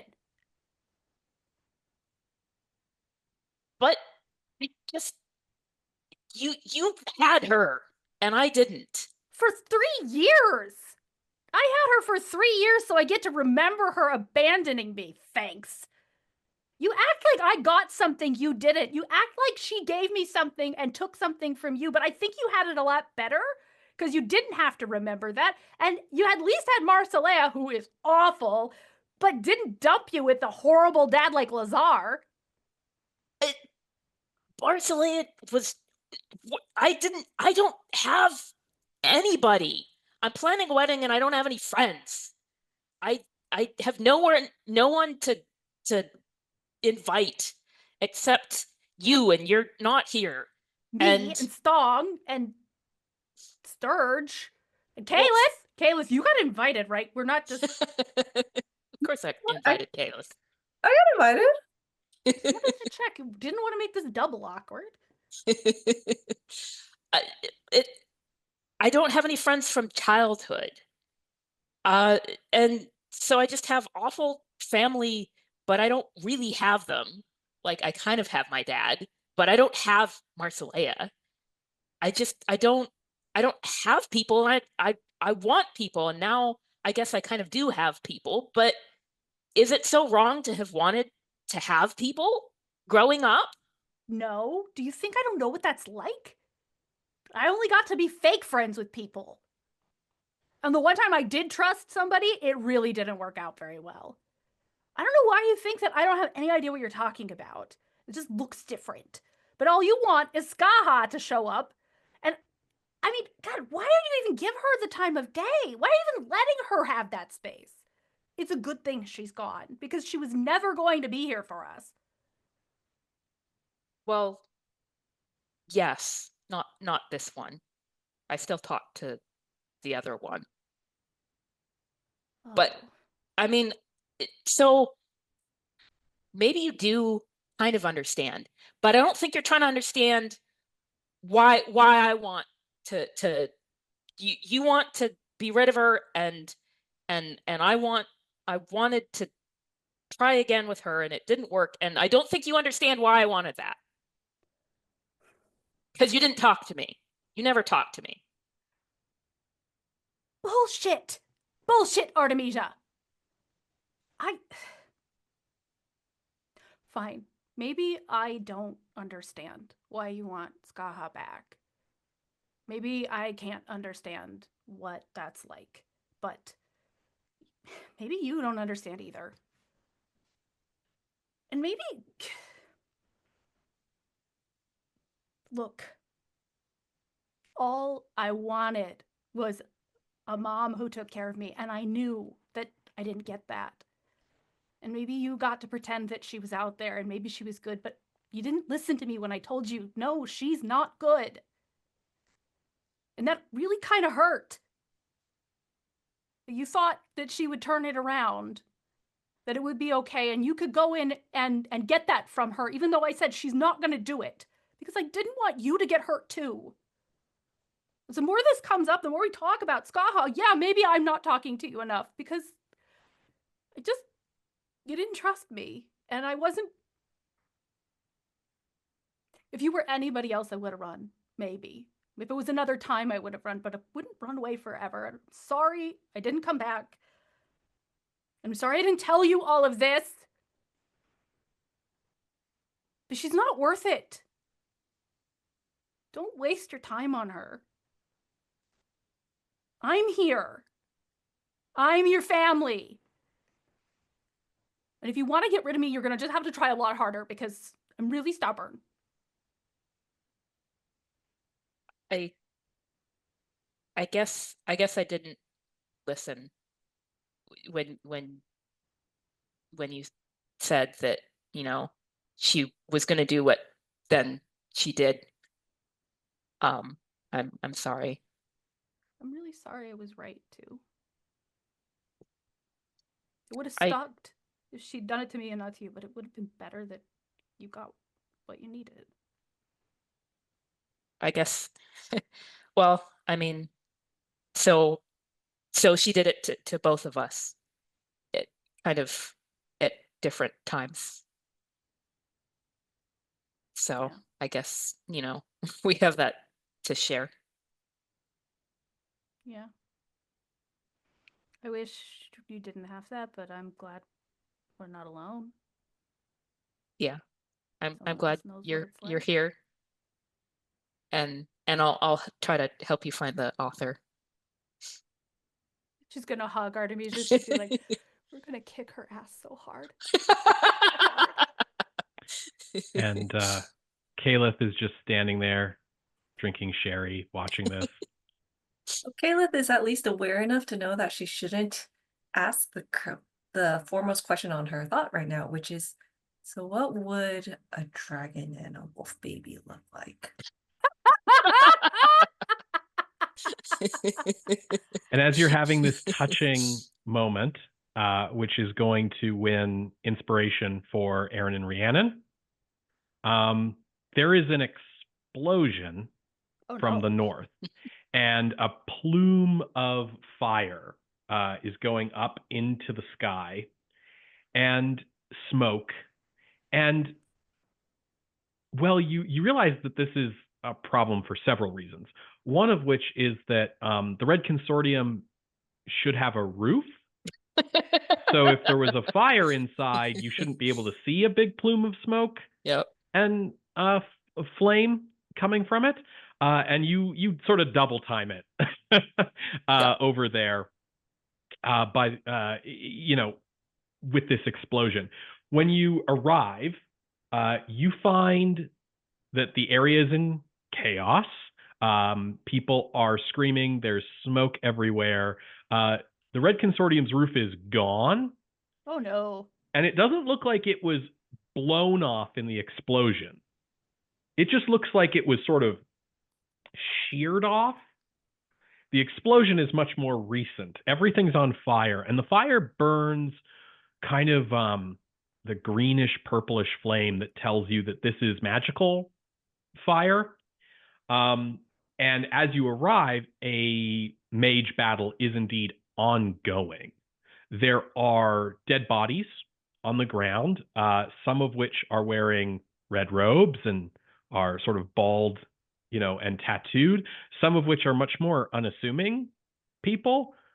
You sort of step by the bodies of what looks to be like an unhoused person, but they have like a really nice like wand and like a really great sword, and they're dead now. And as you step through the bodies, you can see there are 6 active combatants still battling in and around this building, which is rapidly collapsing. There are 3 Thayan red wizards, 2 men and a female half elf. It's sometimes hard to tell at a glance, like a half elf, whether they're full elf, whether they're human, whatever. But when you don't have the hair to hide the ears, and when, you know, 2 half elves and a full elf are looking, you can tell that's a half elf. Battling them are 3 non-red wizards. You're not quite sure who they are, but there are 3 men, 2 humans, and a gnome, and they are definitely slinging spells around. The gnome has like a flute that he keeps playing, and magic happens. And 2 of the red wizards are flying around as this fight is ongoing. And before you guys run in and we roll for initiative, I think, based on what you guys told me earlier, that Kayleth has the highest passive perception in this Strong group. possibility. I believe it was a 16. 16? Affected at all? Yeah. Well, you're drunk, so it's -5. So it becomes 11. Tsetseliya, is yours 11 or 12? 12. And Rhiannon, was yours 10? I was assuming it was low enough that it wouldn't matter. 11. Okay. So with Kayleth's intoxication, that makes Tsetseliya the most perceptive among the 3 of you, which means that You're all Tsetseliya, screwed. you are the one who notices that by one of these dead bodies, there is an item. Clearly a magical item, because it looks super weird and doesn't have like a easy to understand function at a glance, which is usually how you can tell something is magical. It is an iron rod about yay big, Okay. with a button in the center of it. Interesting. Pick it up. Mm-hmm. Oh man, I want to push that button. But I also feel like maybe I shouldn't. Push it. Yeah, let's push it. Let's see what happens. Push it. Okay, you push the button, and you find that. How are you holding the rod when you push the button? See, my instinct is to hold it sideways, like a Sure. just in case it turns into like a bow staff. But you're holding it. You're holding it like Darth Maul about to, you know, activate his lightsaber or whatever. Double lightsaber. And then you can't move it. You can't like pull it back to you. And if you let go of it, you'll find that it is just hanging in the air in exactly the position that you had it, where you press the button. If I press the button again, does it come down? Yes. Ooh, movable rod. Clothesline somebody. I mean, I guess they'd see it, but. All right. You just look like you're dropping it. They might not move fast enough. And with that, I would like everybody to roll me some initiative, as it's time to potentially take sides in this wizard battle. Oh no. Oh, whose side should we be on? I rolled a 2. I got an 8. With advantage. So that's great. 16. I'm just like, yeah, clicky, clicky, clicky, clicky, clicky. This out. Okay, sorry, that's Tsetseliya with 2, Kayleth with 16, Artemisia? 8. 8. Okay.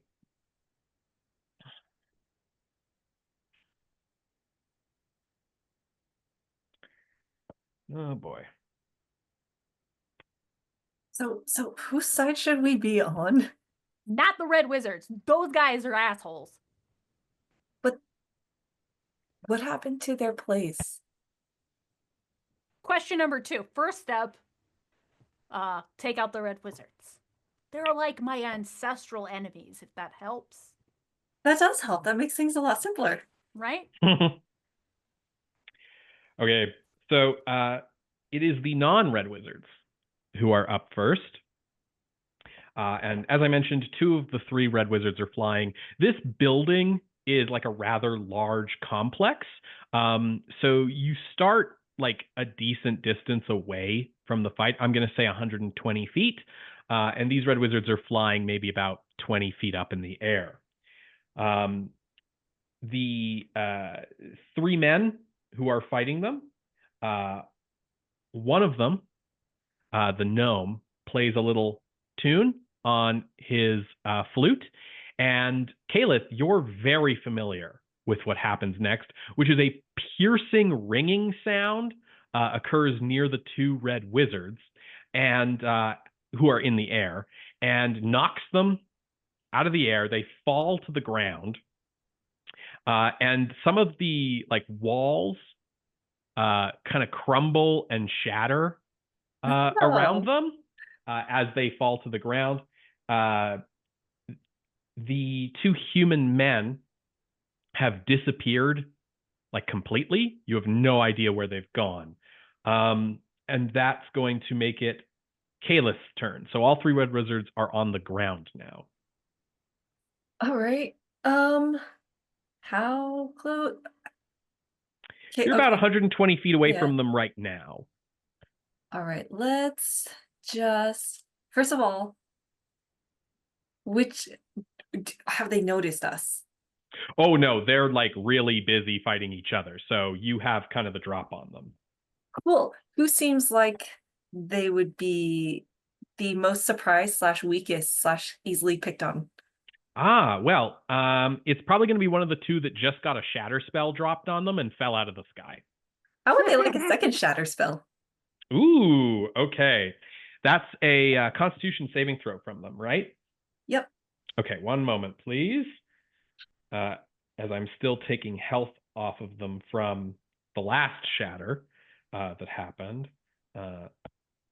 So 9 and 11 is 20.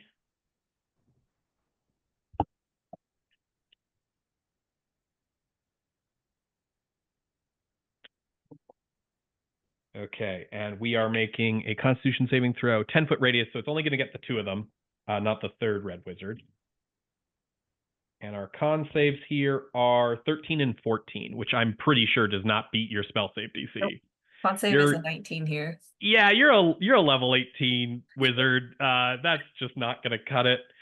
So roll me out 3d8 of thunder damage, or more if you're upcasting it, I guess. Oh yeah, she's upcasting this. Okay, what level are we doing this at? We are doing this at 5th level. 5th level? Okay, so then that's 6d8 thunder damage. So Kayleth is gonna, so 60 feet, so she needs to get closer. So she is going to take off into the air over them so that she can literally drop it down. Amazing. And that is going to be a 56. Wait, did I do the math? No, that's not right. 46, sorry. Okay. Kayleth drops this shatter spell down on these two red wizards who just fell out of the sky. They're kind of holding their ears from the last one, blood seeping through their fingers. And they look like they might have a hard time standing up when it gets around to their chance to stand up, but they're not going to get that chance because a second shatter goes off immediately. And you can see their bodies kind of shift on the ground because it looks like sort of a flesh balloon deflating as the bones inside them shatter to powder, leaving behind corpses in red robes. Gross. I did not know that was gonna happen. My bad. I mean, it's on brand, but Yeah. Oh, got that. There is the red wizard who was not flying, who's going to go next. Things have gotten, very out of control. And you asked Kayleth about if they had noticed you. They have noticed you now, for sure. They multiple? Still just one?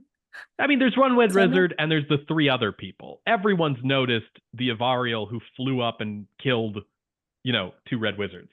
And so then everybody's just heard like her voice floating down afterwards. I'm sorry. Yeah.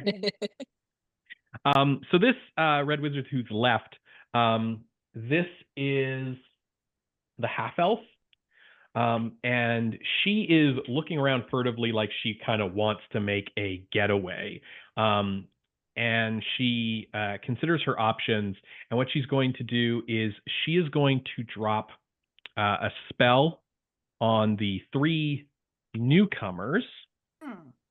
And I just need to see if the radius is enough to get everyone. Because Kayleth had to move on her turn. So she's not going to get Artemisia and Tsetseliya. She is going to get 2 of the 3 other combatants, because they just happen to be close enough to where Kayleth is now, as a hail of rock hard ice pounds to the ground in a 20-foot radius, 40-foot high cylinder. And so, Kayleth, I need you to make me a dexterity saving throw. 16. Okay, and the 2 humans this is catching are 18 and 13. So that means that only one is failing. So you're going to take half damage, Kayleth. Okay. Half damage being. And this is going to look like half of 9 is 4 points bludgeoning damage.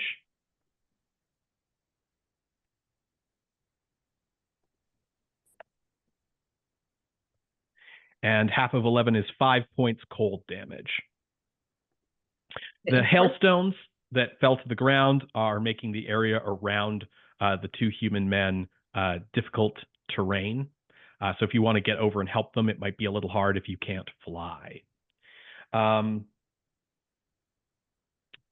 That is, and then that red wizard, the half elf, she is running, trying to essentially get past all of you and out of the building. But she can't make it to where Artemisia and Tsetseliya are just yet. She doesn't have the movement. So that's going to bring it to Artemisia's turn.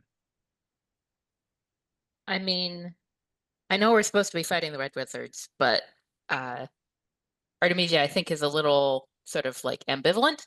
So what she's going to do is we don't know what's going on here. She's going to bring out the wings, which is a bonus action. Mm-hmm. And then she's going to do cast Crown of Stars, which is cast that. And so normally, because it makes the little rotating light things. Yeah. And then I think it's a bonus action to actually send any of them out. Yeah, so you can't send it out and do the wings on the same turn. Yeah, exactly. So she's doing the wings, and then she's getting the Crown of Stars going. So that means that she doesn't have to decide yet.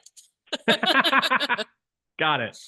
Okay, we are in a holding pattern. Tsetseliya, that red wizard, the half elf, she is running towards you and Artemisia, trying to get out of the building and away from whatever shit show. Yeah.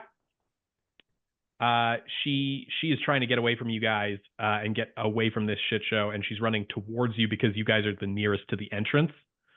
So, or because she wants to attack us. Or because she wants to attack you guys. Yeah, absolutely. I mean, she looks threatening. What would you like to do? I would like to hit her with my axe. Because I have it out still. That's a 31 to hit. Okay, that's with your great axe, right? Yep.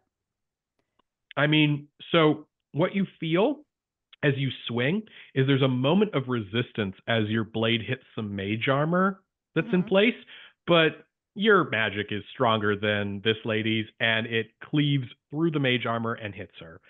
What's the damage? 18. Okay. And I get to do that again. Yes. So swing around and then a chop. That one's a 20. Dirty 20. Dirty 20. That is also going to hit. Okay, and that's going to be 12 damage. Okay. When you are through...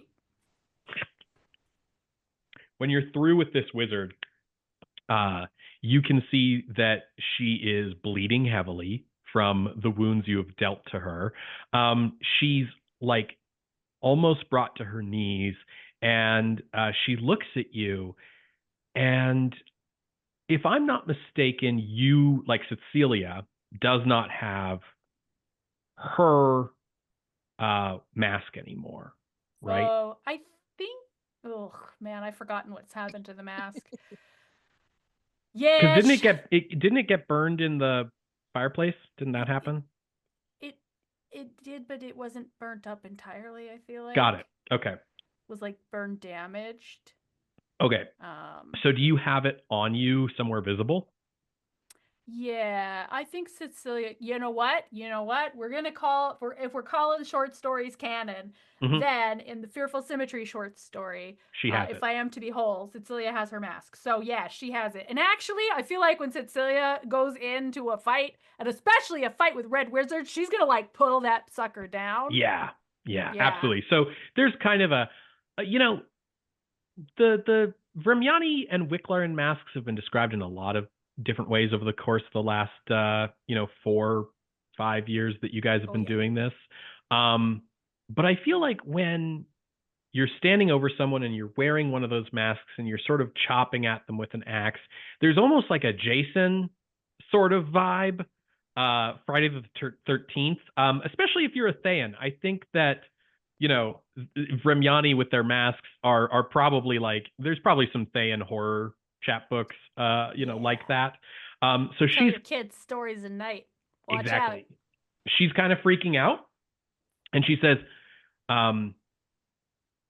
wait, you're Vremyani? You're Wicklaren?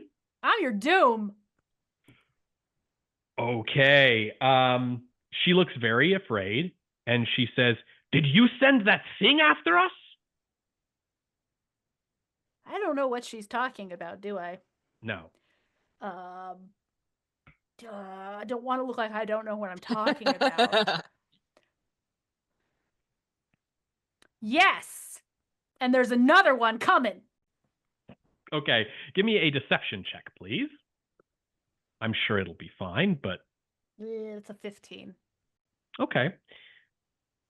Well, the Thayan has rolled a nat 1 on her insight check. So she starts slowly kind of, not moving any more than 5 feet, but slowly kind of trying to back away from you. And she says, look, whatever it is that you wanted from us, we don't have it. Your monster, it took all of the best items. It's got all of them now. Monster took the magic items? The house with the bird legs. So Celia's gonna slide her mask up and be like, "Excuse me." As you're talking to her, everybody be quiet for a second. As you're talking to her, a real Eric move happens, which is to say that a blade is stabbed into her from behind from one of those guys who just sort of disappeared earlier. He becomes visible now because he had cast invisibility on his turn so that he could sneak up behind this red wizard and stab her in the back. And that's going to do, well, let's see if that does enough damage to end her.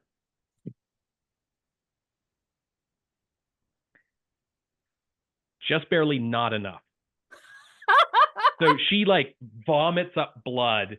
And it's sort of pouring down onto her robes from the sword's kind of sticking up out of her solar plexus. He yells back to nobody that you can see, I guess the gnome, and says, "I got her." And she's just like, yeah. This is what happened when you choose the wrong side, I guess. Excuse me, sir. 2 questions. 1, are you Kay, perchance? And 2, do you know anything about a witch hunt? Because I need to deal with that right now. Okay. Can you roll me a persuasion check, Tsetseliya? 22. Okay. He looks at you. He says, "Look, whoever you are, you seem like you can take care of yourself. We might need your help. So I'm just going to show you something, Okay. and hopefully we can all be on the same side about this. Just going to be real clear, we've been hit on a lot this morning, so if what you're going to show me is in that vein, not interested. No. And he is going to sort of like hold up his arm, and he's going to kind of like rub down the underside of it. And his arm is bare. He's wearing short sleeves. And what's going to appear is a crescent moon and a harp. And he says, we were sent here to see what was going on after the roof was torn off the building.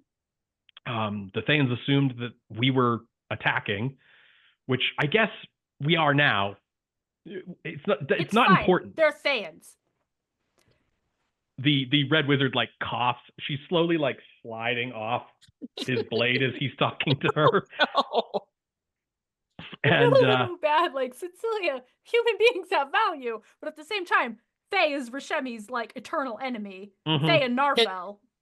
as far as like turn order, can Artemisia like pop her with one of the Crown of Stars things just to get enough damage to finish her? Yeah, I mean, her turn. Yeah, I think that's fine. I think Okay. Mercy killer. I think that's completely fine. Yeah. I do also want to note, before you make that sort of a finalized choice and remove your hand from the chess piece, we did get. It seems like that steel defender that bought you guys the drinks, Yeah. did like sort of reverse pickpocket a potion of healing onto you, Artemisia. So you have that. If you wanted to heal the red wizard, but if you want a Crown of Stars, absolutely you can go for it. Well, I mean, so Artemisia, I was saying she was ambivalent before, but like if the Harpers are against them too, like that's like everybody's against Double. them. Because like if it were just Tsetseliya or just Floren's coworkers, that would be one thing. Exactly. But the two of them. Yeah. Artemisia, can you actually make me a quick intelligence check? Blatantly. Do. 7. Cool. You don't remember any pertinent information at this time. Dang it. You can roll me damage for that Crown of Stars. Okay. I think normally you have to roll an attack roll, but I think she's really easy to hit at this point. Yeah, range spell attack. Okay. Yeah, but I will do damage. Boop. That is come on. D&D Beyond is being stupid. There we go. 22. Okay. So Tsetseliya, as this guy's having this conversation with you, and you're like, wait, hold up, like, go back. What was this thing about the hut? He's saying, we're not entirely sure what's happening, but it might be related to the theft of a magic item earlier today. And then the red wizard who's sliding off his sword, her head just explodes from this Crown of Stars that gets her dead center, and her body finishes sliding onto the ground. So I have a question. Can we still speak with dead them? If they don't Not have, if there's no head. You need a head. What if they know sign language? No, unfortunately. But there are the two red wizards that okay, I need to look up a thing now. There are the two that Kayleth killed who don't have bones, but they do technically still have heads. Do they need the skeletal structure to be able to move their mouths to reply? Or the That's bones in their ears to hear at. the questions? So the corpse must still have a mouth is the only requirement. Just because you don't have a jaw doesn't mean the mouth isn't there. So interesting. Could give it a shot. And he looks around, sees that all the red wizards are dead, and he says, "My name is Randall Staghart. This is my compatriot. He points to the gnome, Gerbil Macklefease. And Good gnomish name. yeah. Classic. And the other human man sort of reappears, and he says, "This is Darvin Whitewood. We are supposed to secure this area and make sure that there are no more magic items taken from here into the city by the show or any of the other factions here. But from what we understand, there is a giant construct on the loose."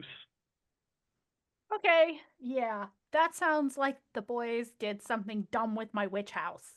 Your witch house? You're responsible for this devastation? No, I loaned it to my interdimensional twin, who is got the wrong kind of brains. He's very smart, but he doesn't use it very well. Do you know of Florin Morn? Just on an off chance? So, so two things. The first is that as Tsetseliya is describing her interdimensional twin, the gnome pulls a chapbook out and starts like flipping through. And the guys you're talking to, Randall looks at you, Artemisia, says, "Well, actually, Artemisia, I need you to give me a persuasion roll." Oh, okay. Tsetseliya has certainly persuaded them quite well, but not quite well enough to just openly give up one of their agents to some rando they just met. Hey, that's a fianced rando. 24. Okay. Yeah, he looks at you kind of and he goes, "What, the new guy?" Yeah, I'm his betrothed. And then they look at each other and they go, "You're the Bronze Wolf?" Yes. From She's the gonna- arena. She's gonna point at her wings. I don't have the mask, but Yeah, they're all like, "Okay, listen. We're gonna stay here and make sure no one steals these magic items and clean up these dead bodies and the bodies of our fallen comrades. If you are the Bronze Wolf," and then the gnome goes, "That's Tsetseliya, that's Kayleth, that's Artemisia." And they go, "Then you're the Westgate Irregulars, and you should be the ones taking care of the giant monster threatening the city." Wait, was the gnome the one to pull out like The chapbook? chapbook? Yes, Yeah. that's right. Oh no. Go take that. Just go snatch it. Confiscate it. Give me a can I sleight see of that hand, for a Kayleth. moment? Can Yeah, I see that for a moment? he hands it to you. He goes, "Yeah, of course. It's about you anyways." And this chapbook is entitled, one second, I want to get this right. It's from the Westgate Irregulars library, from the Orsino Literary Artists Group. And the title given is The Key of Kayleth, and it is noted as being Chapter 4 of Fearful Symmetry.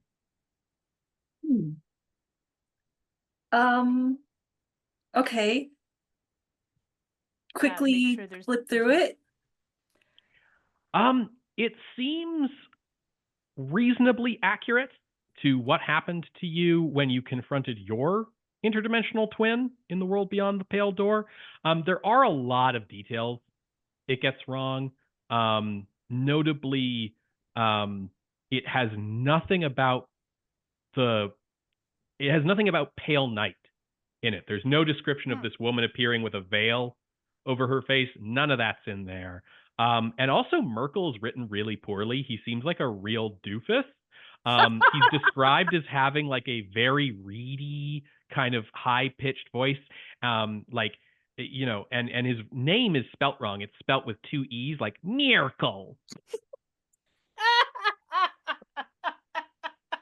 Okay, but it's not like there's nothing. There's no There's no sexy bone claw. There's no sexy scenes here. This is not part of the dubious dalliances subline. Okay, but question. Is the bone claw described as sexy or is it described as horrifying? The Even bone if it claw, doesn't do anything sexy. the bone claw is described the way that, say,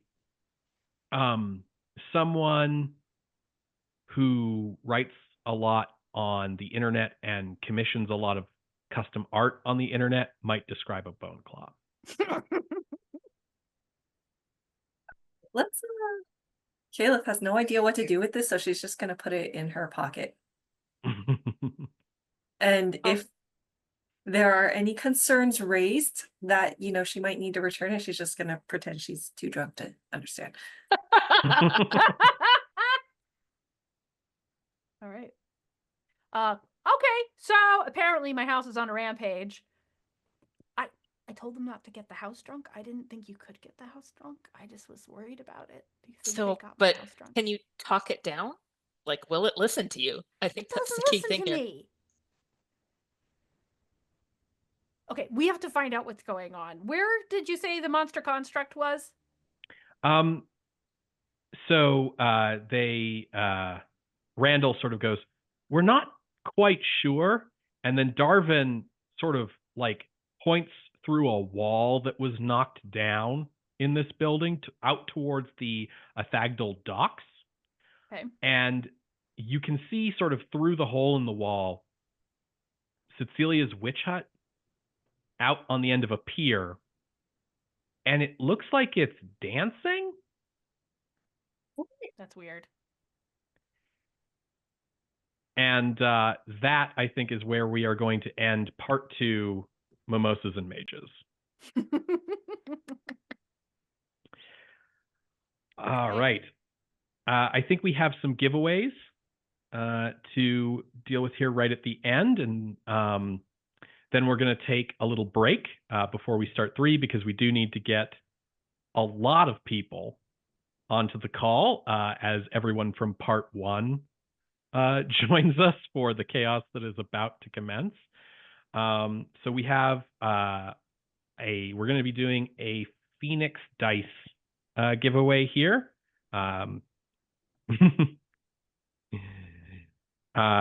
which we will announce, and then we will go on break, and we'll do sign-offs, like the typical sign-offs for everyone at the end of part 3. Yeah. Hey. Okay, congratulations to the Lurking Writer. You are the winner of our Phoenix Dice giveaway for Mimosas and Mages. Thank you, everyone who donated to Extra Life. My incentives will continue to apply into part 3. So if you want to buy inspiration, healing potions, a Tarask, we have crossed the $250 threshold, which means that you 3 ladies are all going to get the effects of a short rest. I should have submitted her. So you can take the effects of a short rest, which, to remind you guys, for Kayleth as a wizard, you get Arcane Recovery, so you can recover some of your spell slots, but not all of them. Tsetseliya, I don't think you used any spells, so that's not going to matter, I don't think. And I don't think anyone took any damage either, so, but Kayleth can get some slots back. Does my blood alcohol level drop?